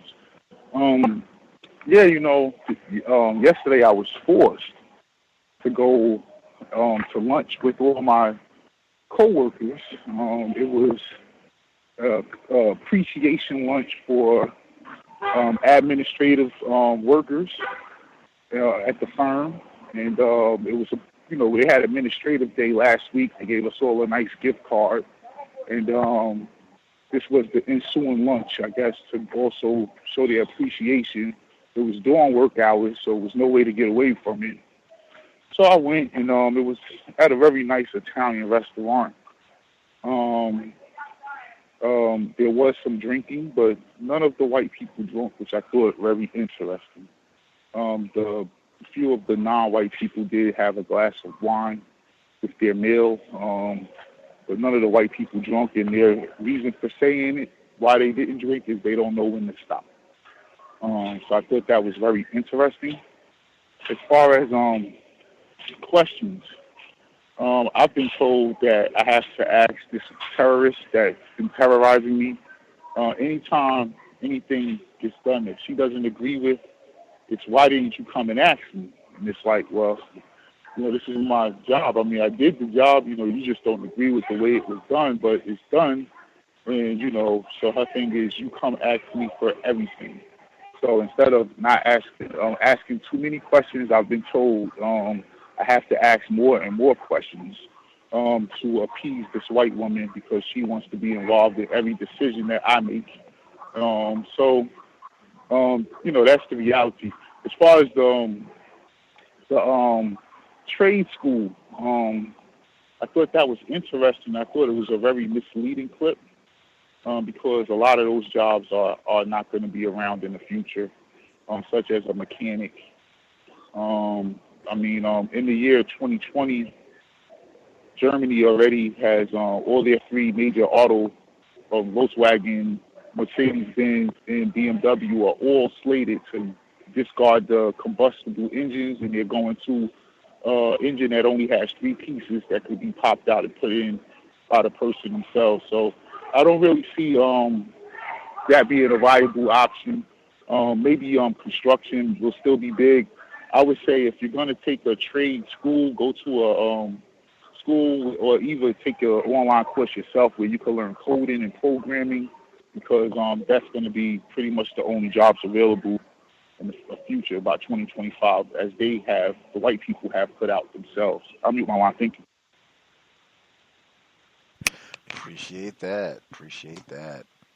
Other folks that we missed completely, if you have either your own situation or if you have suggestions, counter-racist suggestions for anything that has been shared thus far, the line should be open. Proceed.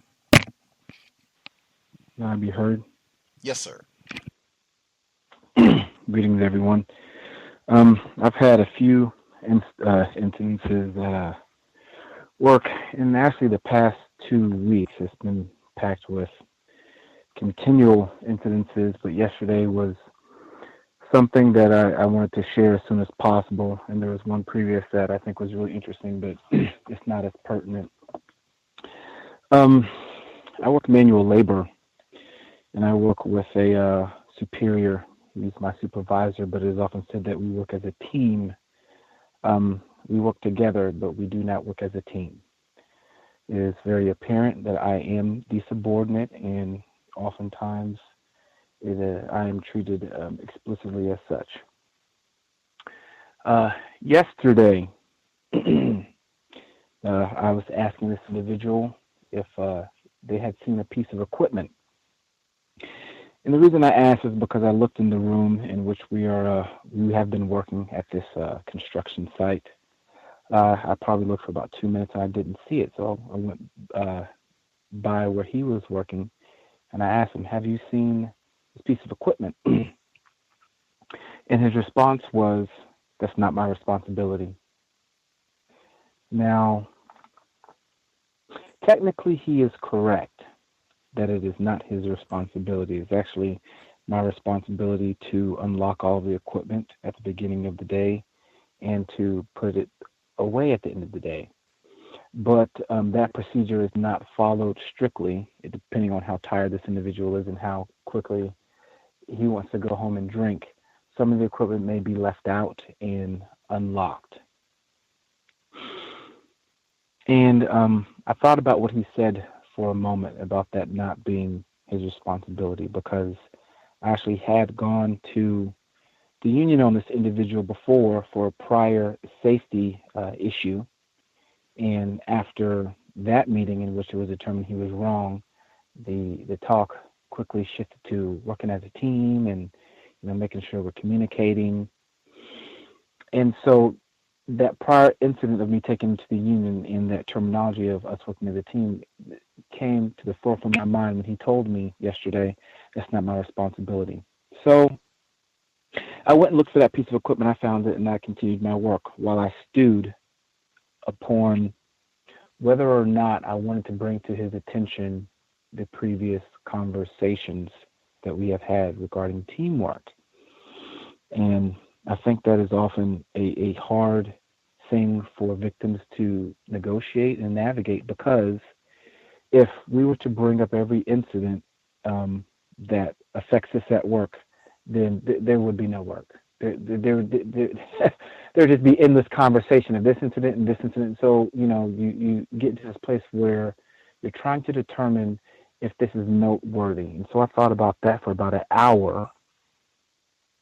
And then I decided to just make a mental note and also a note on my calendar. And if this incident occurred again, then I'd make a determination. Well, about an hour and a half passed, and we began working in the same location this time. And oftentimes he'll make a comment or he'll say something, but if it's not pertaining to work, I just keep working. So the comment he made was, "Man, I gotta piss." And I didn't acknowledge it, and he was pretty frantic, and because we are on a deadline. And so we worked for about another 5 minutes, and he said, "Man, I gotta go. I really have to pee." So he left. But prior to him leaving the actual construction site area, he was probably maybe about 15 feet away from me. He was walking out, and he called my name. And I said, "Yes." And he asked me this question. The question was, "Are your hands clean?" Now, that question may seem like a benign question to anyone. It may be very confusing. But to those who understand and have been in this environment, this terroristic environment, that question is not a question.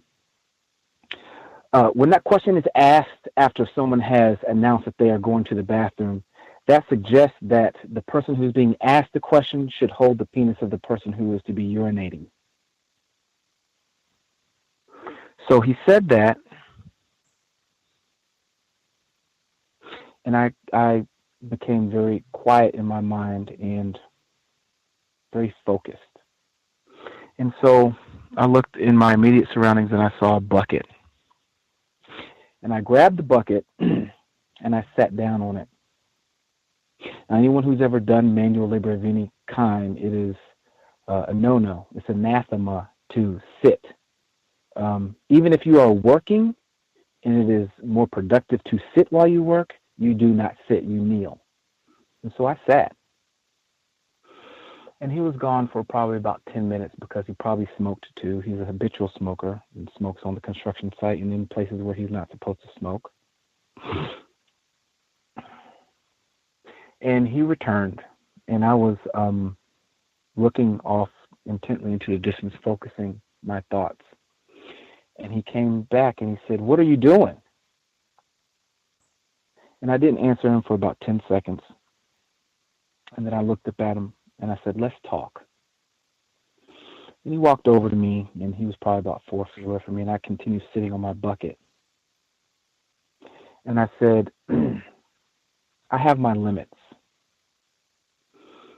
I said, "Earlier today, I asked you the location of a piece of equipment, and you told me that it was not your responsibility." And I said, "Technically, you're right, according to policy and procedure. And if you want to follow policy and procedure, I have no problem obliging policy and procedure in accordance to what I'm responsible for in this job." I said, "But 2 days ago, you asked me if I would fetch you 3 bottles of water from your truck, which is not my responsibility." And he said, "Can I say something?" I said, "No." I said, "I'm not finished." He said, "Okay." I said, "But that also let me know that you have within your ability to be nice when you want to get something from me that you do not want to do. Now, you pulled rank on me earlier today because you didn't want to answer my question in terms of what this piece of equipment was. And I don't feel comfortable working with you if you're going to be pulling rank and then you're going to incrementalize your abuse in your position of power by making a sexually suggestive and abusive comment when you have no idea if I have any sexual trauma in my history, and it's none of your business to begin with. I said, number one, I'm a person with dignity. And I said, number two, I have people I have to go home to who you will never meet that I have to be a person to at the end of the day. And you make it very challenging if I'm going to be dealing with this level of disrespect. And then I stopped talking. And then he said, I'm sorry, it'll never happen again. And immediately I got up off the bucket. I said, okay, what's the next task? Now, I've said this before in this program. I have my own code. My code is such. If you can fire me or if you can influence somebody to fire me, we are not friends. I have another general code outside of work and wherever else. I don't joke if we're not friends. If you don't know what my limits are, you don't know what my boundaries are, if you can't speak intelligently on intimate parts of my life, you are not to be joking with me. You don't know me like that. But this joking, this jest, this horseplay is very central to being terrorized and abused, especially in the workplace, because whatever is said can be denied later as sarcasm, or we were just joking, or you're a bud, and you're part of the team, right? And this, I think this is why it's really important that you find out what your code's going to be, that you stay on it as much as possible, and if you find yourself falling off a code or trying to appease when it's going to compromise you later, find some other methods of trying to stick to your code. You go get a drink of water, or I have to use the restroom, or I have to take this call. But these individuals are very shrewd, and they know what it is that they're doing. They know how to fix themselves to appear a certain way, but very often they can't maintain it because it's not necessarily in their nature to do that. It's in their nature to abuse people, regardless of their position of power. So I just thought I wanted to share that to individuals because something very similar may have occurred to the other victims at work, and they might not have been able to interpret it, or they'll hear certain comments or questions and they may not be able to make the connection. And there's always a reason.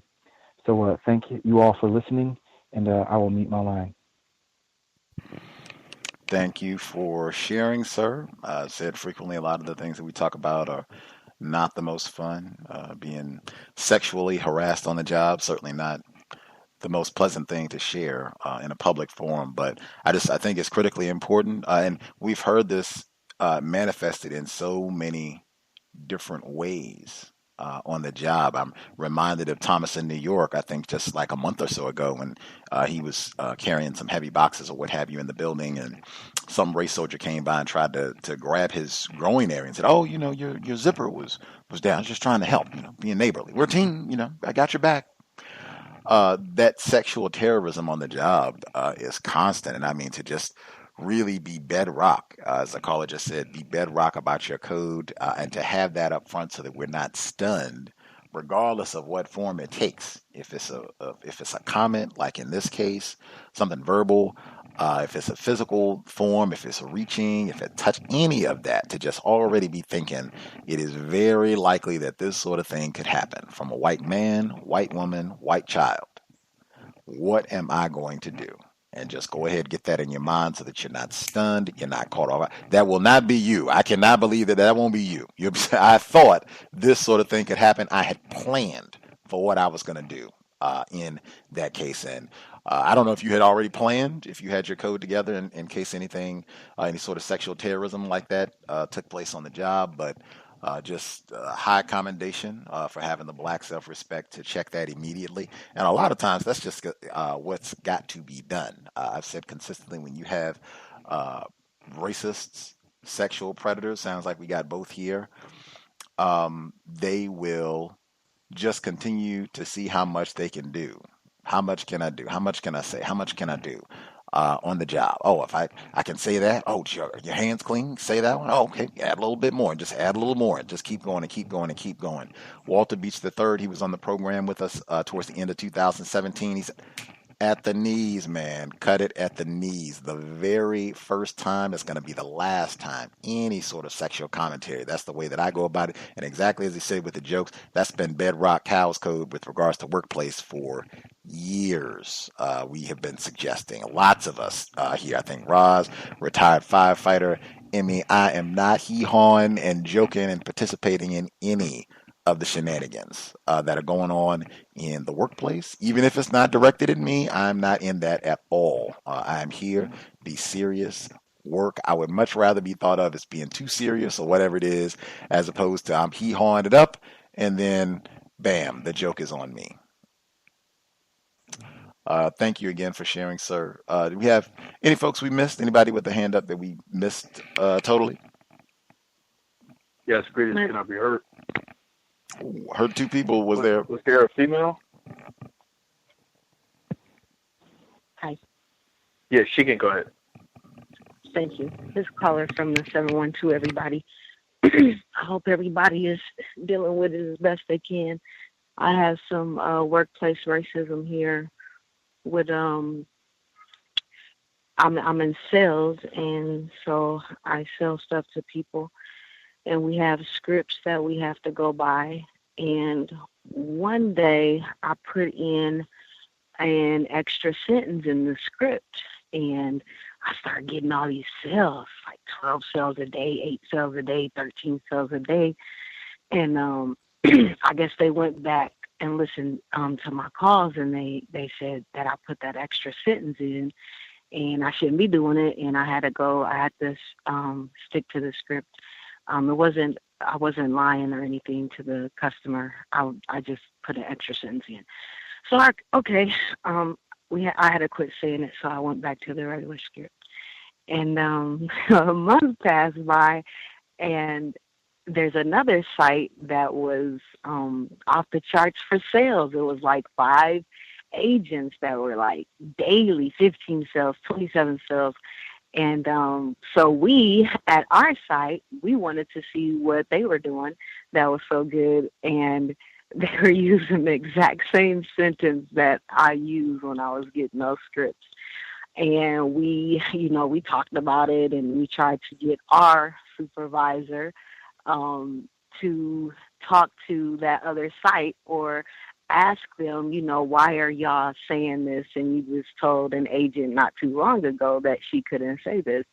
And he came back and told us that he doesn't have any power like that. He can't go up the ranks, and at this site, this is like a top site and the main site, and if we complained about it, they wouldn't say anything about it anyway. And, nothing was done. And so that's my workplace racism that I had to report today. And hopefully I will be able to report some more. Well, no, I don't want to be able to report some more, but you know what I'm saying. Okay, thank you. Indeed. Thank you for sharing, man. That's so important on so many levels, because I think a lot of us can attest to our ideas being taken and used where other people get all of the accolades. And I don't know if there's promotion or compensation or raise or bonus or peanut butter sandwich or anything, but for things that you came up with this sentence, and they're just going and copying what that's pretty common. But I mean, why it could have just been, you could have just kept saying it. They just don't put your picture up there, and you don't get all the hoopla and what have you. But no, you get chastised for saying it. They pick it up, start saying it, and boop, knock it out of the park. Greatest sales representatives in the history of the company. That is the system of racism, white supremacy.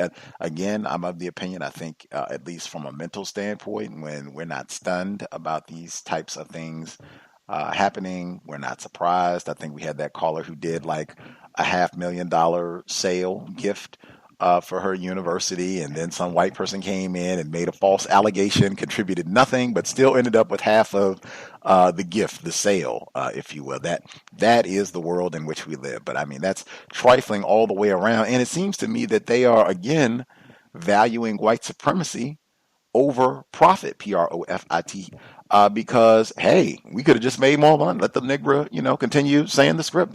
We could change the script. Someone made that in the first place. It's not like it's the 10 Commandments or something. We could have just edited the script. No.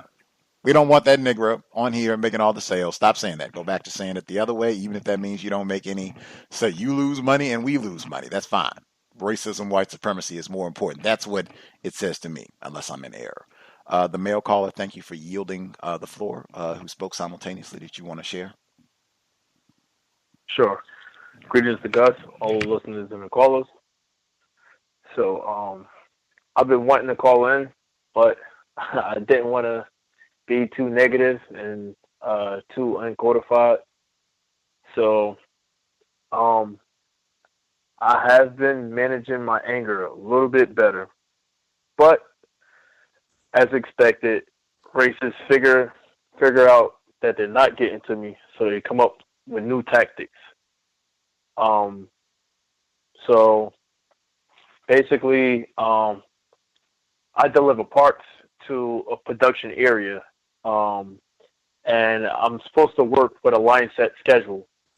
However, I have not been getting my line set schedule because I suspect there's one suspected racist either is throwing them away or he's the one who's taking them when they're printed out and putting them back into the printer, which he told me that he mysteriously found them, and I reported that to my supervisor. It stopped for a while, but it started happening again. Then when they saw that wasn't getting to me, they started to tamper with the carts that I have to deliver. So the carts, they have a foot brake on it. So that way, when you put the foot brake on it, you can take the whole gas tank to the truck. You can put it on a hoist and lift it up, and the cart will swing around. They're moving the foot brake directly onto the wheel. Now, they have to physically move it to a specific area for me to load it onto a little buggy, and I drive the buggy. The buggy can pull a small vehicle, so there's no way that a human being could move it, and then the buggy is having trouble moving it. So I suspect that they're pushing it to this specific area. Once they get it to this area, they readjust the foot brake and push it upon one of the wheels. Then they tighten the bolts up, so that way when I try to move it and I'm trying to pull it across, it's barely budging. Also, another homoerotic thing that's going on in the workplace is that I notice when I'm at a urinal, it'll be nobody else in the bathroom, and one of these suspected racists, they'll come to the next urinal and clear their throat. And it's making me really uncomfortable, and I'm starting to lose patience again, and I'm kind of wanting to just put hands on at least one of these people, and I know it's nothing good is going to come out of it, but I don't know, for some odd reason, I'm thinking it'll probably make me feel better. I'm just getting frustrated all over again, and they're coming up with new tactics. I'm trying to stay patient because I don't want to get in trouble, and I do have to pay bills, but I don't know, it's just frustrating. Before I respond, Vincent Woodard, The Delectable Negro, Human Consumption and Homoeroticism in U.S. Slave Culture, in Gus's Top 10. New edition.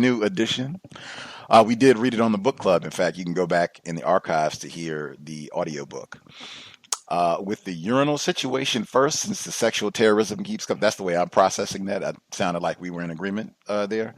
With that situation, I would, I don't know if they have the stalls there, but I mean, that sounds like that might at least prohibit some of the sexual terrorism to just use the stall every time. And that's another one in terms of just being direct. And that's when you can ask a question. Is there a reason that you're standing right here every time that we're in the restroom when there are available stalls? You can figure out questions that you want to ask.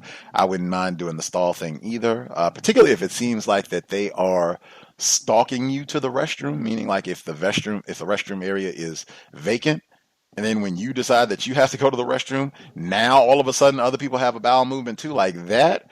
Whoa. Also, this is one of those for everything that you described. I think Mr. Fuller suggests using the term subversive activity and phrasing it that it's not subversive activity against you, it's subversive activity against the company.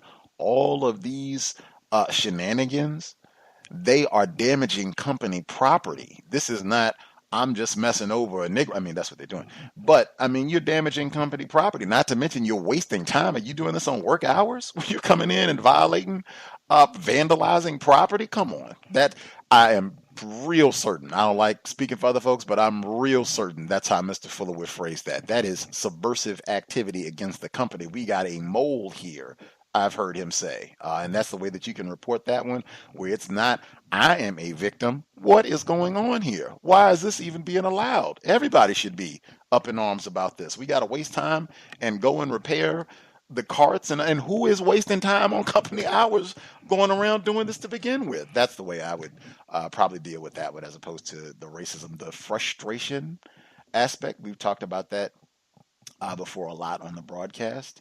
Really important, because that's stress right there when you're angry and you're walking around frustrated because they're doing all this stuff to mess you up and make you late and just to violate and have it be difficult for you on your job and to make you angry. Huge aspect of it. They know that this is to upset you, to make you uncomfortable. Let's go in the bathroom, see if we can sexually violate him or stand next to him and all that. I would really value mental health. If you're feeling yourself getting upset, if you need to stop, take time away, if you need a mental health day, whatever you need to do. I mean, really, really take that seriously. I think we had a caller, several callers, not just one, many callers who talked before about feeling frustrated to that point of feeling like it might become a physically violent thing. That is really serious. That is critical. I think Dr. Welsing, as a mental health professional, would address it that way herself. Really, anything that you can do in them, if they're saying something, whatever they're doing, if you can take some space, meditate. There are lots of different things that we can do to just breathing exercises, breathing techniques, to just kind of help so that you're not getting frustrated, so that you can think clearly and make great decisions that will not cause, additional problems. You putting your hands on someone is probably not going to minimize problems, as you already know. Let's see, did we... I guess I'll stop. I was going to see if we had, I know we have other people who haven't shared, but I'll just pause. Do we have any folks who have suggestions? Feels like we heard so much from a lot of newer folks that called in. Any folks who have suggestions for folks that we've heard from? Yes, sir. Retired firefighter? Yes, sir. On the last caller, I'm not going to make a distinction on whether or not he is young or not, because it may not matter at all. The only thing that I can say, and I'm basing this on experience because I had similar issues. They are making you directly a target because just like on the slave ship, white people have done studies of their prey, of their victims, to study everything about us. They know more about us than we know about ourselves through all of those centuries of study. And I said that to say that they have studied you and know where your limitations are as far as anger.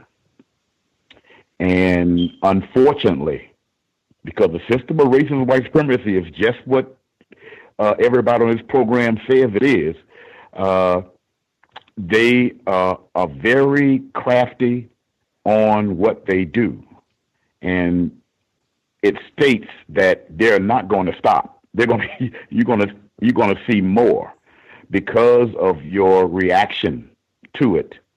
I don't know if it's designed to get you to quit the job. I don't know exactly, or it may be some actual physical action they want to take out on you. But I would say personally, is to have a level of expectations to things, as was suggested, as opposed with the bathroom issue.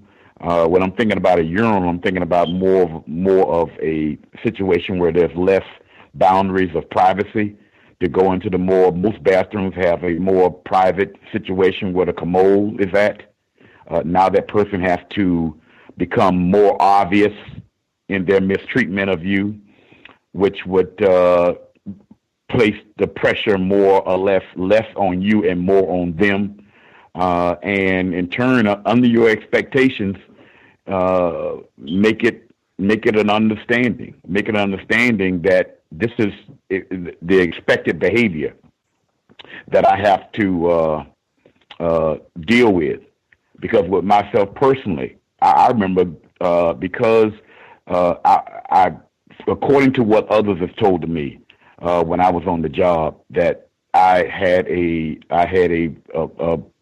very angry presence, to whereas it was generated as intimidating. Now, white people would say they're really not scared of me or anything like that, and they can harm me anytime they wanted to, but that was a label that they applied. So cases, unless it's something like Saturday night, but it wasn't. And he said very loudly, yes, hit me, boy, so you can lose your job. After he said loudly, hey, stop the socializing and get on with your work, as far as quote unquote helping him. Said that very loudly. And basically I was just like you were saying, I was going to answer to him physically. I was in the process of doing it. I had my hand on his throat. Now, it's essential that you avoid into solving a problem, that you create more. It only will get worse for you. I would hate to see you in prison contemplating on the mistakes that you may have made. Maybe you have a family, ones of siblings and parents and whatnot, as well as children and whatnot.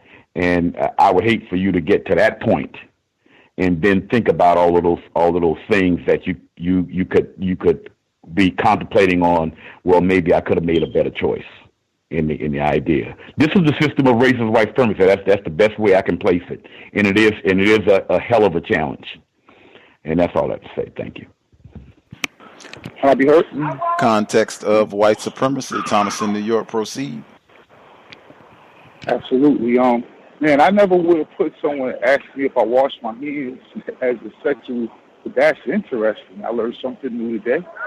However, what if you sat down on that can and you woke up to say, I want to speak to you? He says, get back to work, get up.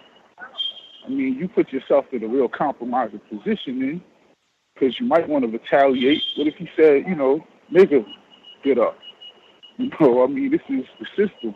I don't think I would have handled it that way, but I mean, you said it's your code, and that's how it works. So that's all I wanted to say, because I had never heard that before as a sexual connotation, but I will from now on take it that way, because he didn't come back and say, as a man, I would have said, man, what you talking about? So out of everything you said, I would have defended that. Man, what you talking about, some sexual shit, and he didn't even, he just said, okay. So obviously it must be. And that gentleman who tried to zip up my pants, he has a cane.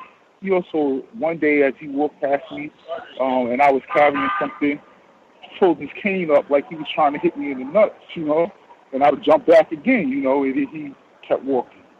I need my line. Thank you. I have some more to say on another story later, guys. Yes, sir. Can I be heard? I feel like I heard multiple individuals at once. The individual who said, can I be heard? Yes. That is the construction worker who was sitting on the canvases in response to Thomas in New York. Yes, that particular question is to suggest that if your hands are not clean, you should go wash them so you can tend to me doing this task. It's a metaphor, double entendre, and I think it's really interesting that on the compensatory call-in, it's very emphasize to shy away from metaphors because there's so much within their language that can have double meanings in very abstract meanings. I think one, so that they can deny later. But the second thing too is that one, he admitted by apologizing. Two, when I recounted the story, I told him what that meant to me. But as a collective, they know what that means. Three, I have that conversation recorded. I record my conversations every day. And then whenever there's an incident, I will highlight that in my Google Calendar and write my notes in there so that if I lose my phone or something like that, I can always bring that back up. And I'll highlight certain. I purposely have my notes there. I have categories in the types of instances that can occur. So one will be sexual, one will be explicitly racial, one will be. But I have that so I can go in there and search, and then I will flag that in my calendar as read. But engaging, I have this already in mind. They don't know, and if they did know, I don't care. I have it recorded, and you're doing something that's not allowed according to policy and procedure. But they can be very cunning. They're very cunning. And as far as the individual who is being terrorized at work and who they're trying to, it seems, to incite him into a violent act. There's a few things that I have done that have helped me. And one way that I can prepare if I'm clear-minded in the morning, sometimes on the way to work, I will kind of take a guess, almost as a game to myself. Well, what are they going to do today? What is the new thing I've never seen? And sometimes I internally reward myself. I caught that. I knew that was going to happen, but I'll still note that. Also, as a technique, if you're unsure about situations that may occur and you're not sure how you're going to respond, for me, I have a very vivid imagination. Sometimes I will imagine what is the worst possible outcome that this could have, and I will kind of think about that. And for me, as I think about that, I become more focused and more aware, and then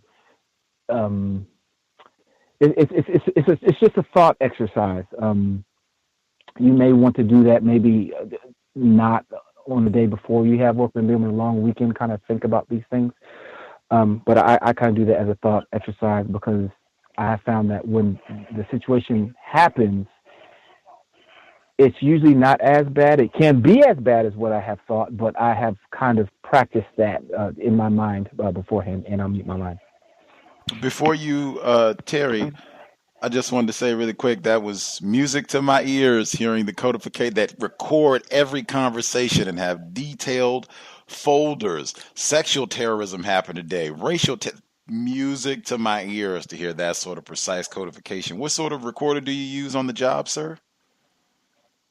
I have a thumb drive, and actually I sent you a email about a month ago saying that I would detail what my codification is. I have yet to come to that, but I have not forgotten.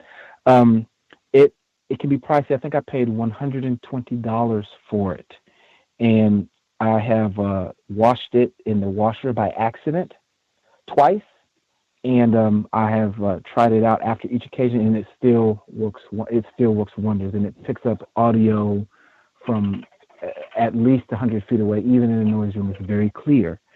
It's probably about 2 inches long, and I actually sent a picture to a listener via you not that long ago. Let me see if I have the case for it still. But I mean, I see it as an investment. And here I have it right here. Here's the case. It says, okay, $139. It is made by a company called Record Your Life Inc. And it says professional USB voice recorder, unique features, time stamping, ultra long time. I think it records for 18 hours. It has 25 days of standby mode. So if you haven't charged it in 25 days, on the 24th day, you can still use it. It holds 8 gigabytes of data. And it says the recording time it can actually hold. Let's say you don't transfer your file to your computer every day. I try to once a week. It says it can record 288 hours total time if you don't transfer your file. So 288 hours of time. That's a lot of time. Also, when I transfer my files, I rename the file for the date of whenever that recording was made. So then when I go back into my Google and I'm pulling up my notes, like, oh, that's the file. I can go to this file. There's another part of my code that I try to add, and it's kind of it can be kind of tedious. Whenever incident occurs, I try to remember about the time and put that into my note as well, so I don't have to go through the entire data to try to find that recording. And the reason I say that is if you get to a situation, you need to talk to a lawyer, or you get to a situation, you need to be called into work and they say, hey, we need you to show up at work on Tuesday. You're getting written up for something. You may want to have that ready. Now, me personally, as my codification, I would not present that to work. I would present that to a lawyer first, because I'm just not really about showing my hand prematurely, and I'll mute my line. Spectacular. You certainly, for listeners out there, you don't have to spend $140. That sounds like a high-end product that our listener seems pleased with. It's working well, but you can get a device that does not cost that much that will still work and can probably benefit you in the workplace. But I try to ask folks who are using the recorder, have found that has worked well in their workplace codification, to ask them how much they paid and how they're using it, what type of device. More resources. Was there a female caller who spoke up a moment or two ago? Yes, ma'am. Yes, can I be heard? Yes, I just wanted to say for the caller that was experiencing the coworker going into the bathroom and him being targeted. He is definitely being targeted. Those are tactics that they're using, taking pictures of me, recording me, all kinds of crazy stuff. So I just wanted to say, like, I just really feel for this guy. I totally understand how he feels. Like the firefighter stated, it sounds as if they're trying to pit him into acting out, into physically assaulting him, one of the coworkers. So I don't know what he can do in regards to that. Maybe he can try to look for something else, but it does definitely sound like he's being targeted on that job. And that's I'll mute my line. Context of white supremacy. Are there folks that we've not heard from at all? Any callers that we missed completely? Can you hear? Yes, sir. Yeah, I'd like to just share my experience. Okay, share experience right now? Sure. Okay. There's a white worker. Actually, I'm the only. There's only 2 blacks on the job where I work, and excuse me. I've had a couple conversations with at least one of the white workers, and I at one point kind of considered them as a friend. We have kind of like general conversation. We talk about fishing, different things, gardening, different things like that. And so when we had conversations about fishing, we would talk about different types of fish that I would catch. And then sometimes if he went fishing, he would talk about kind that he would catch as well. Excuse me. So this past, it was last week or so. It was last week. He was in the hall talking to another white coworker, and I was walking on the way to get some tea to the cafeteria area. And since we've talked before in the past about type of fish called porgies, and so as I'm walking by, the only thing he says as I'm walking by, he just stops the conversation. He's saying, talking with the other white gentleman, and he just says to me, he just says, hoagies. and not porgies but pogies, and I just kind of repeated it, pogies, and I just wait, porgies, and I just kept on going, and went and got my tea, and then came back and they were still talking, and I didn't say anything else to them, but it just kind of struck me. I was like, wait a minute, did he just mispronounce it intentionally? At pogie, that's kind of like, the way, or kind of maybe mimicking what maybe some black people may say or pronounce it or so. But again, it just kind of struck me that, wait a minute, did he just do that? And times when it would kind of catch me by surprise where they would do things like that, where after listening to, the show, I'm kind of getting a little bit more familiar with, they will just do things out of the blue, say things without seemingly any warning, and just kind of catch you off guard doing some type of racist behavior. Anyway, another situation, started to let my facial hair grow a little bit, and one of my direct reports, we were on a WebEx type webinar, and I've got my camera on me, and the first thing he says, "Oh, whoa, wait a minute! I thought that was James Harding," with reference to my beard. So I didn't really think too much about it at first, but then I was like, after a while, you're like, wait a minute. You're making reference to him because I'm black and he's black. And that's really the only reason why you said him, right? Another situation, I went to apply for a part-time job, and and then kind of looked away and still approaching me, and then finally introduced himself, who he was. He was the supervisor and so on. And then he saw my name. He said, oh, so he asked, are you any relation to so-and-so? And he mentioned another person with my same last name. And I said, well, no. He says, well, man, you look just like him. He's the same body frame, everything. Looks just like him. He's a really nice guy. I went to school with him. He works down in such and such area. And later on, we go into the aisle. We talk about the position and some of the responsibilities. And he makes reference to, for this position, sometimes we get older people that come in, and sometimes they don't realize that they have to lift X amount of weight. You have to lift at least 50 pounds. He says, looks at me, says, with you, that'll be no problem at all, to lift that amount of weight. So, in times past, I wouldn't have thought much about that. But then, now it's like, okay, you just kind of, you're saying that because you're kind of thinking that all blacks can lift, hard labor type people, they can lift a lot of weight and all. Or also, all black people look the same. So, you remind me of this guy so much. You look just like him. So that's one last thing. I was in my position, in my management type position. I was kind of wanting to look at how I was going to, continue to proceed and kind of track my progress or start looking at higher positions to strive for. And so I had a conversation with my manager during my review, and when we had this review, he told me at the time, well, the next step up would be this next position, if you really wanted a higher bump in pay. And so that was back in like December time frame.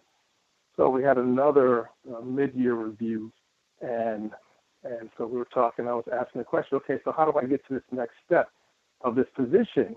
And he says, well, later on he comes back and says, well, we already moved you to that position. I said, really? He says, yeah. So we have a short conversation. The next day he comes in and says, yeah, we already moved you to that position. And so I go and I look online to our system, and it gives me a title of this next level position.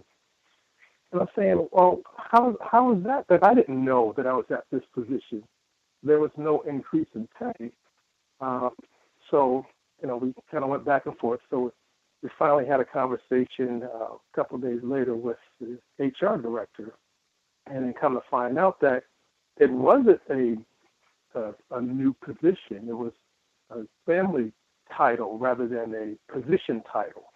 And so there was no increase in pay for that family title that was showing up, rather than a position title, still in the same position title. So what I'm getting at is the manager or my director really didn't know what position I was at.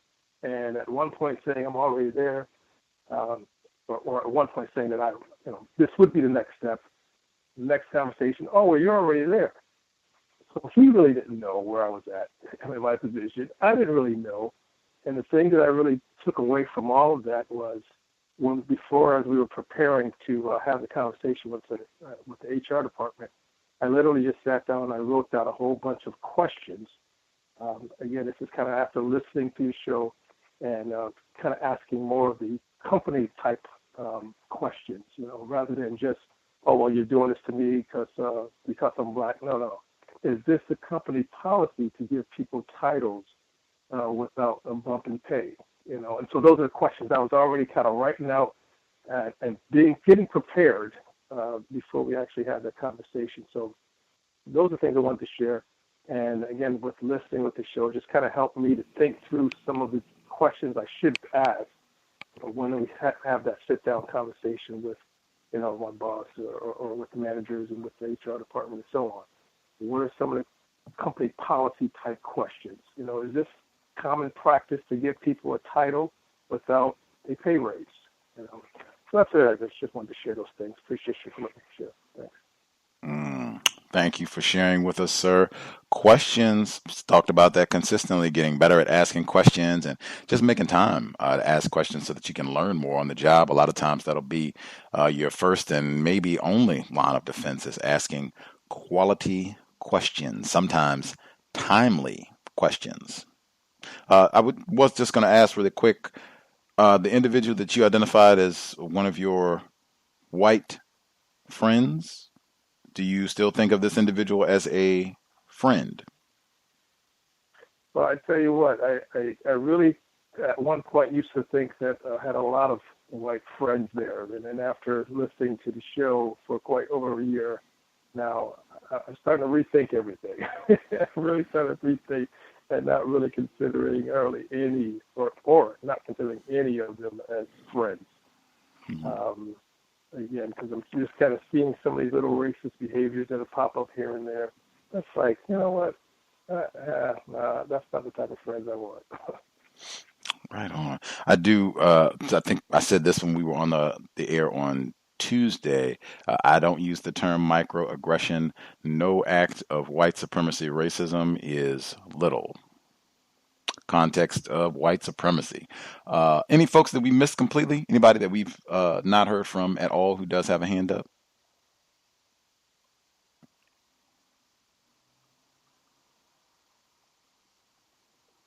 Weird.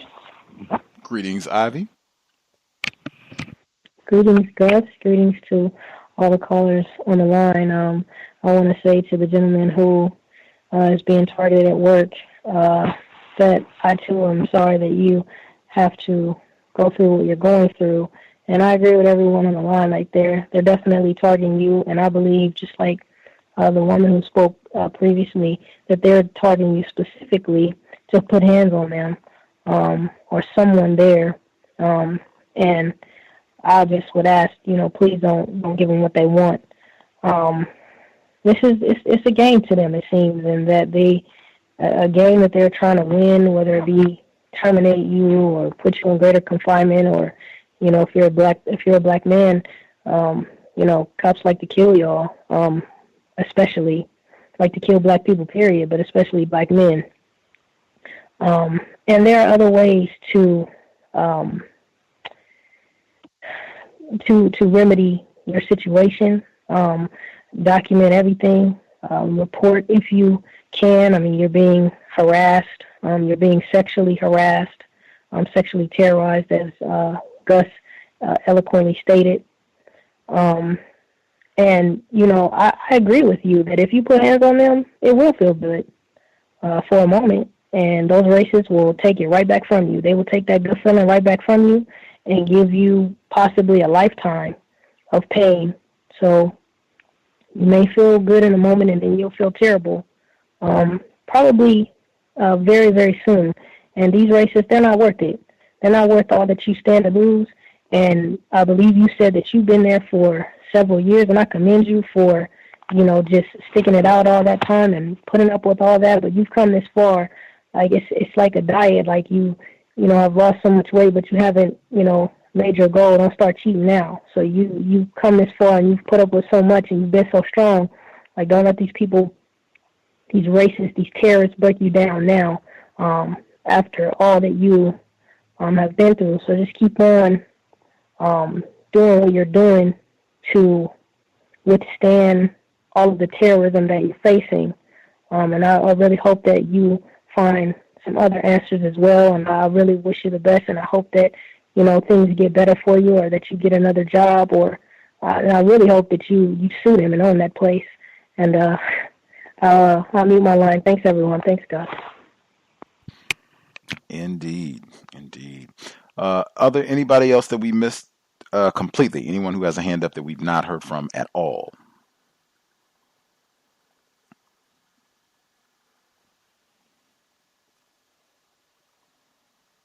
We nab everyone. Didn't miss anybody. Ooh.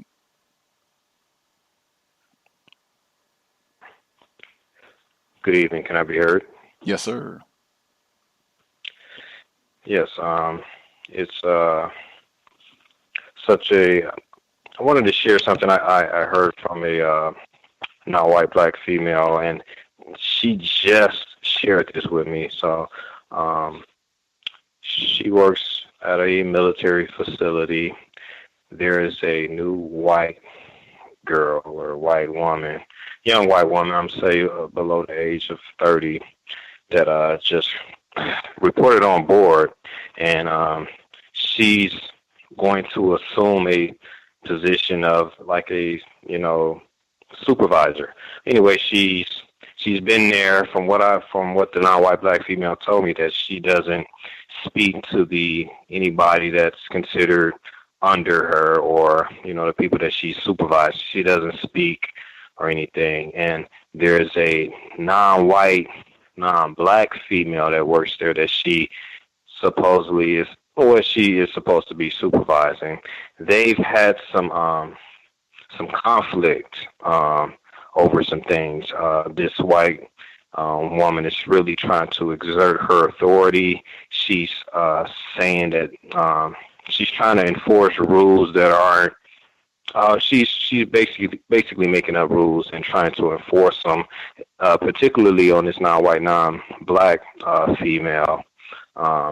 So anyway, today, I guess she tried to enforce another rule. It was regarding some supplies. Someone from another location called to their workspace to ask for some supplies. It's all we're all together. We work in different locations, but all our supplies come from the same place. We kind of divvy it up between the two locations. And so someone calls from another location and talk to the non-white, non-black female for some supplies. So this female goes to the big supervisor, the supervisor of the whole location, and he okays it. White male, white man, he okays it. But then this white female gets mad, and she gets upset at the other female, the non-white, non-black female, and say, "Hey, what are you doing? Who authorized you to, lend them some supplies or whatever?" And the female gets mad. She gets upset because they've had conflict before, so they kind of, I guess, yell at each other and kind of, have a little verbal match between each other. And then finally, the black female that I'm talking to that's telling me the story says she had to gather the two females up, the white one, non-white, non-black one, and another supervisor, or like an intermediate supervisor, and they had a little conference, or they wanted to settle the conflict, try to mediate things, I guess. And then so they brought to the attention, hey, They told the white female, hey, you've come here, you've been very aggressive, you're trying to enforce a lot of rules, and you're really, just being inappropriate. Oh, she's practicing racism, but she's been very aggressive and stuff like that. So the worst thing that could happen, the 3 W's, the weeping white woman, she started crying. This white woman is in the military, and she's saying, oh, I'm a single mom. They sent me here to this location. I don't like it here. I'm not in charge of anything. I don't know what to do. I don't have a role or position here. My husband, he doesn't help with anything. We have separate bank accounts, and she starts crying. I'm not a very likable person. She said, this is what the black female tells me that she says. I'm just not like that. I've been told that before. People just don't like me. And she starts crying or whatever. So, and I guess, this continued. They continue to talk it out or whatever. And, I wouldn't say that it got resolved or anything, but basically they kind of did come to a temporary resolution to the conflict. They kind of got things, most of the things out in the open. But it was just interesting to me that she comes in and tries to exert all this authority, and then when she's confronted about it or whatever, she starts crying. So again, turning herself into the victim, and then she says she's a single mom, but she's not a single mom. She is married to another military member who's deployed. So she's using this as an excuse, like, okay, my husband is deployed, so I'm a single, quote unquote, single mom. Now, of course, you're there by yourself with the child or whatever, but you're not a single mom. But another thing that she pulled to, I guess, try to be the victim in this case or whatever. And also, well, I'll share this maybe some other time, another smaller incident, but that's all I have to say. Thank you. White women, slick as can be. The weeping white woman, especially. That is amazing. She went from talking, at least in a haphazard kind of way, talking about workplace issues, allegedly, and then it pivoted out to, I'm a single mom, quote unquote, and my coffee was bad this morning and nobody likes me. And whoa. We were the weeping white woman in the workplace. Oh man, that's an environment even still, because I was just talking about that on Tuesday. Even there, I would have to say something about that. My goodness, we're supposed to be professional. We got problems that we're trying to address. Come on, man. Do you need some time to compose yourself? If you need to step outside, get some Kleenex and get it to I would really work to pivot it away from, oh, let's all go console her and, get her a breakfast and a gift card. No, come on, man.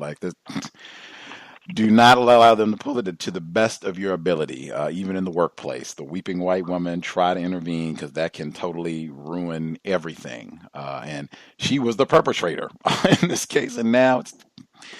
Anyway, thank you for sharing, sir. Anybody that we missed completely? Anybody that we haven't heard from at all?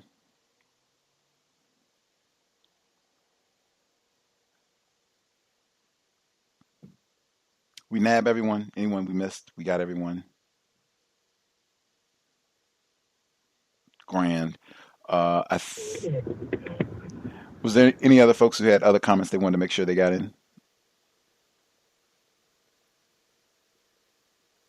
I forgot to add that I thought that the firefighters' commentary to the man who's being targeted at work was brilliant. So I advise listen to him. That's it. I'll mute my line.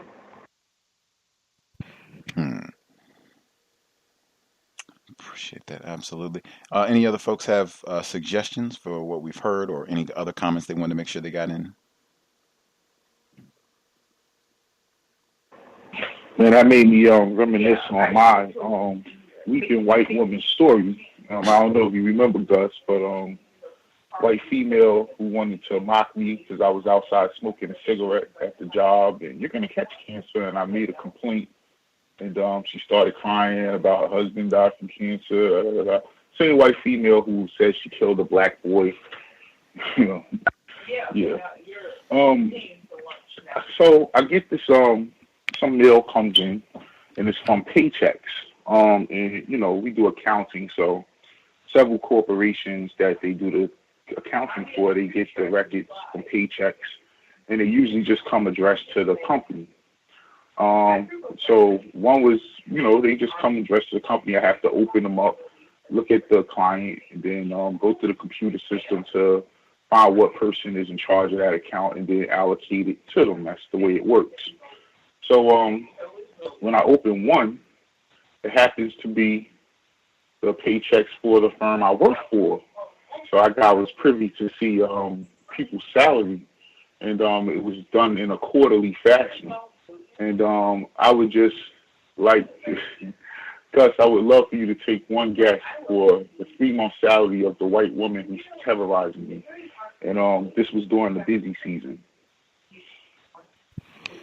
3 months salary, so what we're talking like a quarter of the year. Let's say 80,000. 62,000. I was close, but yeah, I was utterly appalled at this lady. I mean, she has nothing to do all day, but in the system of racism and white supremacy, she doesn't even have a college degree, I don't think. I know she comes from Ireland. She went to trade school, but maybe. Well, you know, you don't need a college degree if you're white. A couple of other white people who have very menial jobs and I don't think are very well educated that work there pulled in 40,000 for the 3 months. I mean, my measly little pay is nothing. But I said the next busy season I will make sure I put in a whole bunch of hours, being that I see that they're all going to be signed off on without a problem. So I thought that was extremely intriguing when I saw that she made $62,000, and it's 2 busy seasons a year for accounting. So I would just say that's 120 for 2 quarters, and she probably gets, you know, way less than the other 2 where there's not that much overtime she can bill off. But I just thought that was extremely interesting. Oh, white female today at work asked me what did I think about Kanye West comments. I said, well, what did he say? Of course I knew. So, well, he says black people chose to be slaves. So I said, really? Wow. I said, well, she's like, well, what do you think about that? So I said, so I'm like, man, slaves crazy. So I said, I'm gonna have to think about it.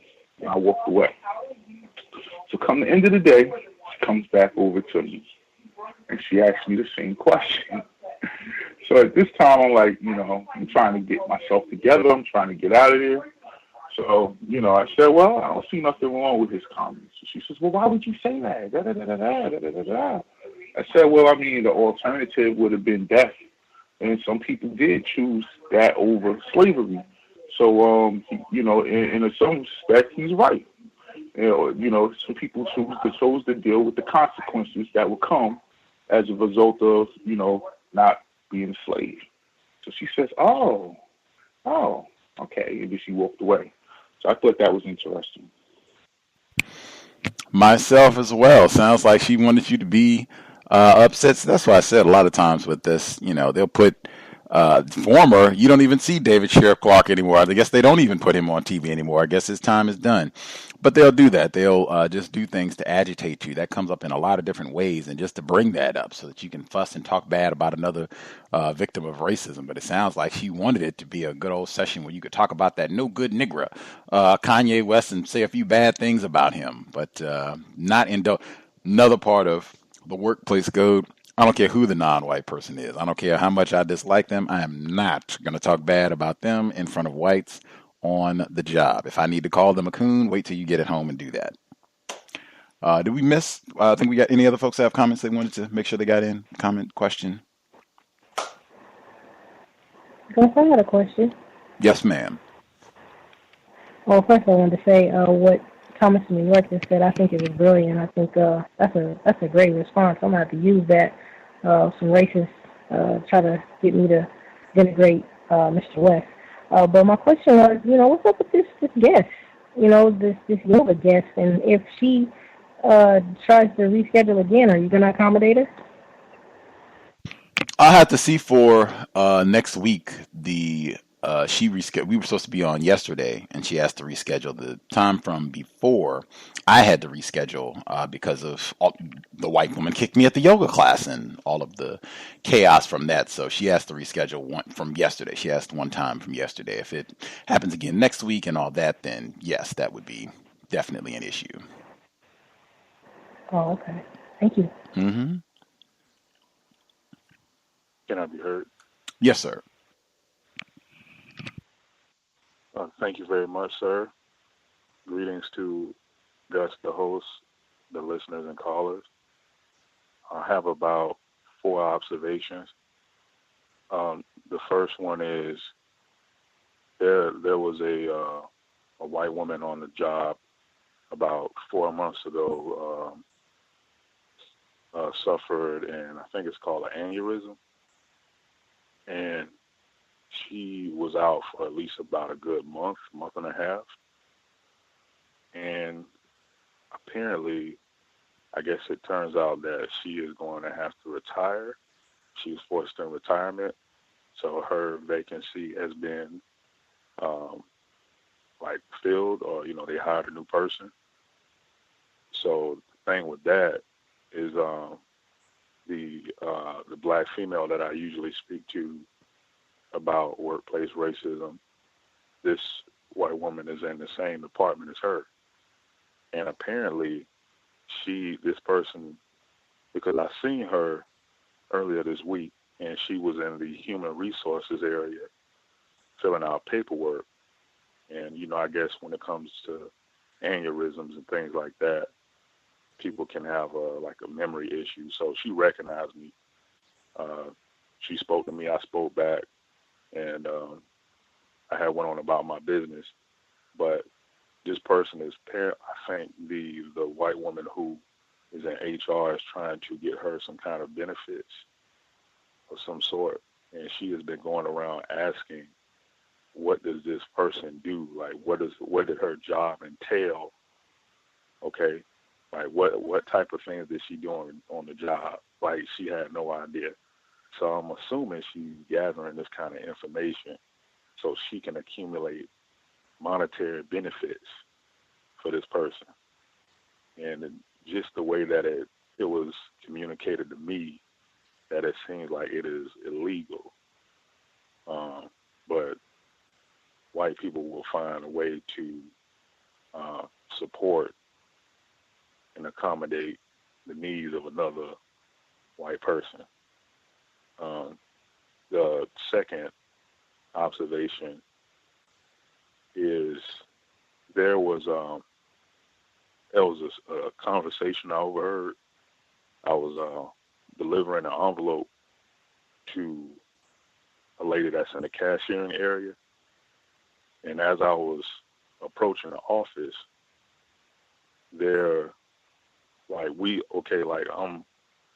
I just came into the door, and there's a front counter in the civil area where people deal with child support and different small claims, all kind of different cases.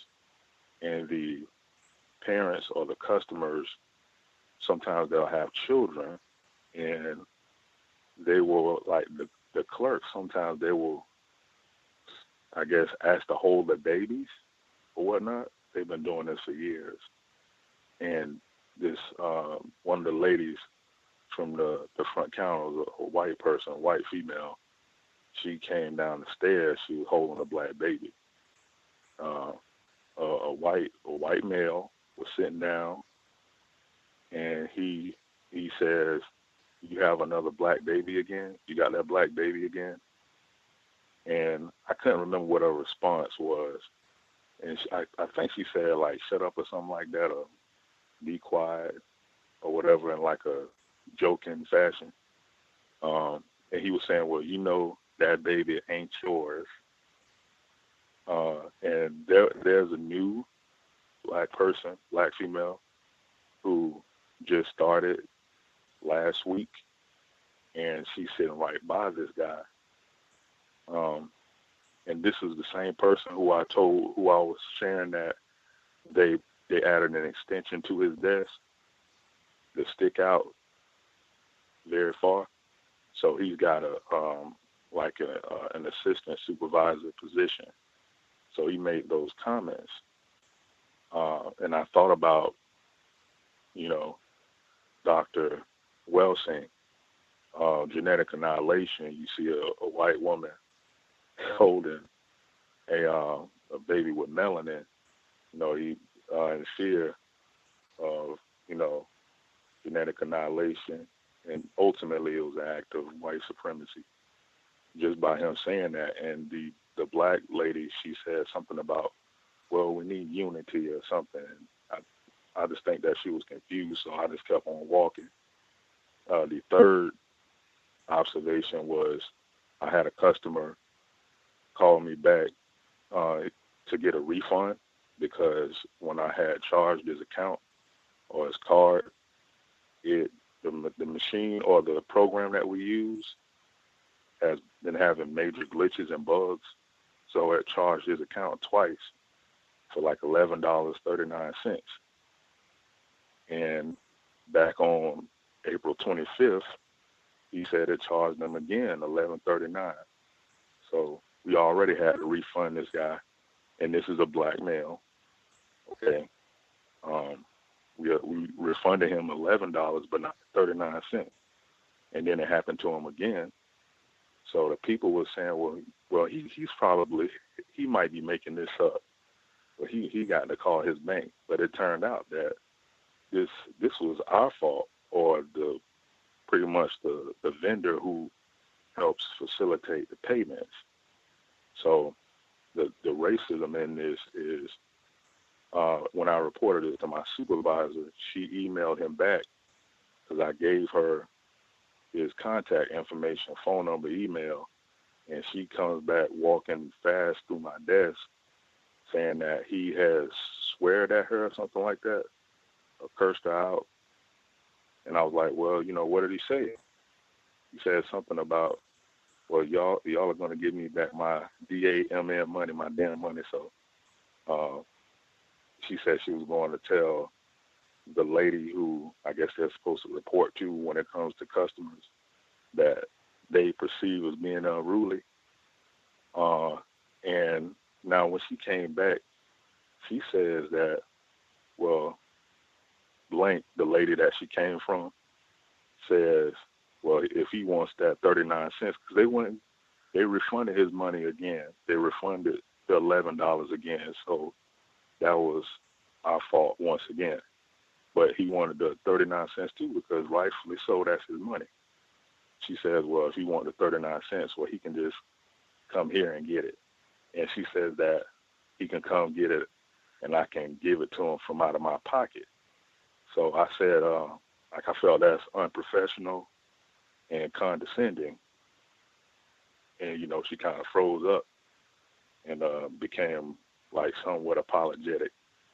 So I said I didn't think that should have been said.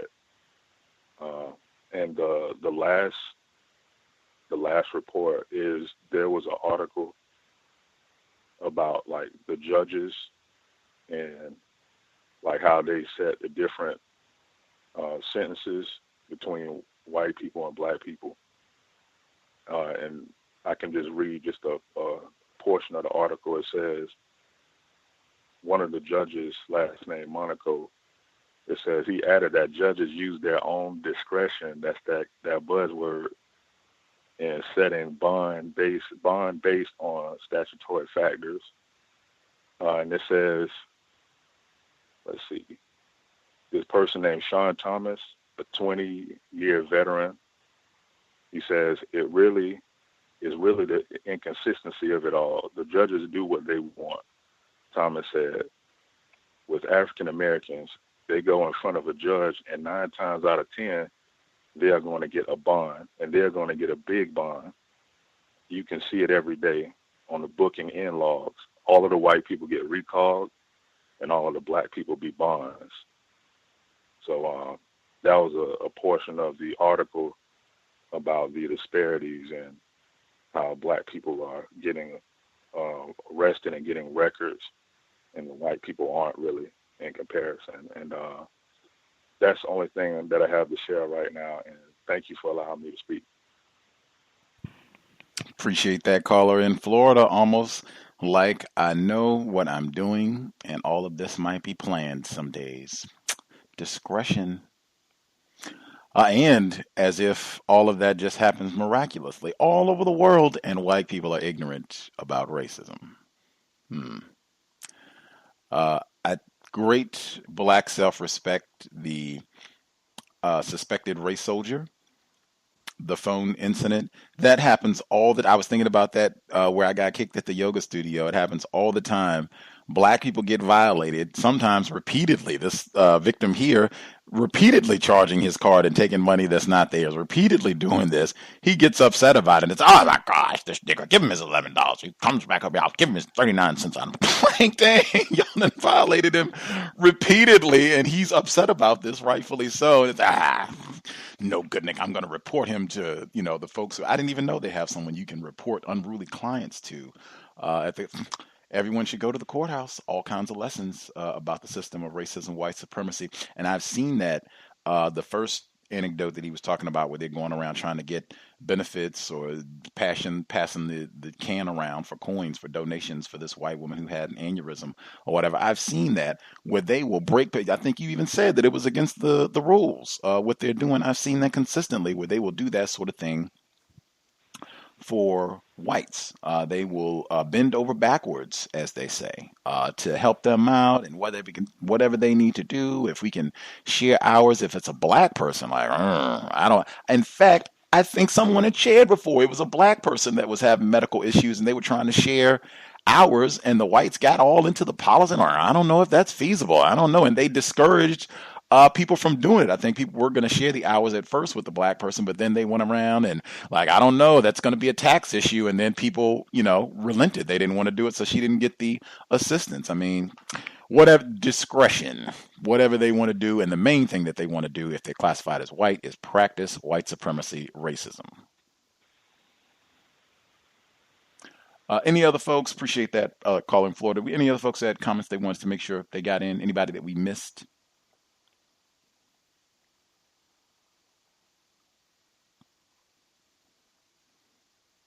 Nab everybody.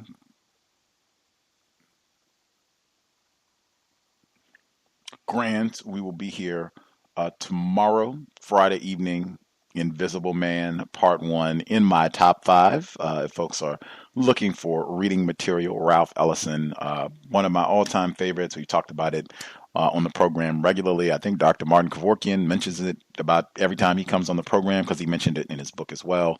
I think we've had a number of different, some of our listeners, it's had a big impact on a lot of people. The book was published in 1952. I'm sure we have some folks who've read it. It's required reading in a lot of schools, university settings. I take the position that you can learn quite a bit about the system of racism, white supremacy, particularly if you already understand quite a bit about what racism is, how it works. Wow, you can learn a lot, and I suspect you might even get some entertainment value from Invisible Man. It is fiction. I think this is our first time in the 6-year history of the book club going back to back with fiction, unless I am mistaken, but I do not remember. Oh, yes, The Bluest Eye, the Turner Diaries. I forgot when we first started out, we did go back to back fiction, but that was so long ago. Anyway, Invisible Man, Ralph Ellison. I am so, particularly, this is like cleansing my palate from the hate you give, the wretchedness that we had to endure. Thankfully, it only lasted for 8 weeks. That's it. That's tomorrow, 8 p.m. Eastern, 5 p.m. Pacific. We'll be here Saturday for the compensatory call-in, 9 p.m. Eastern, 6 p.m. Pacific. Thanks, everyone, for tuning into the broadcast. I hope it was a constructive investment of your Thursday evening. I cannot emphasize enough for workplace racism. If you do not pay attention to anything The most important concept by far, making sure that we are managing our emotions and not allowing whites to just have us responding with surprise, anger, shock on the jobs. We cannot, regardless of what they're doing, name calling, if it's verbal, particularly verbal things, we cannot allow ourselves to be surprised about that.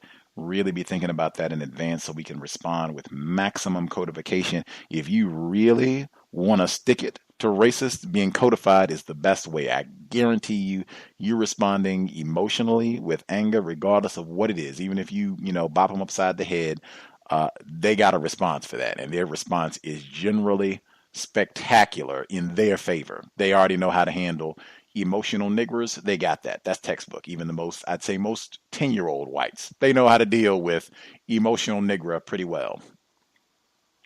That's it. Sobriety would be best under conditions of white supremacy.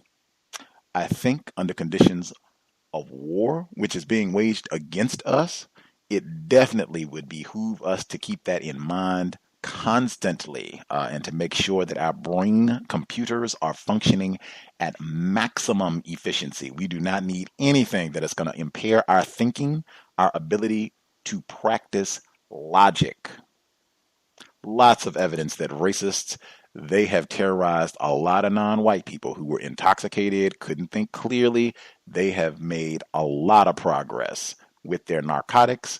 We can just reject all of that and say, hey, we're going to be sober and thinking clearly of great solutions to the problem: racist man, racist woman, racist child. If we are out and about in a vehicle, we want to be sober and buckled up every time. Let's do everything we can to minimize contact with race soldiers, badge or no.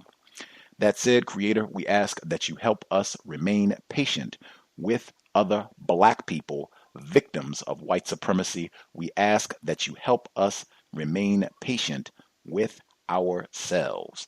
Remind us to demonstrate the highest levels of black self-respect at all times, in all places, each and every time we are in contact with another black person. It has been time. Replace white supremacy with justice immediately. Cal signing out. Thanks all for tuning in. Nigga, you so brainwashed. I'm a victim, brother. Problem. You're a victim. I'm a victim of 400 years of conditioning. Shut up. The man has programmed my conditioning. Mm-hmm. Even my conditioning has been conditioned.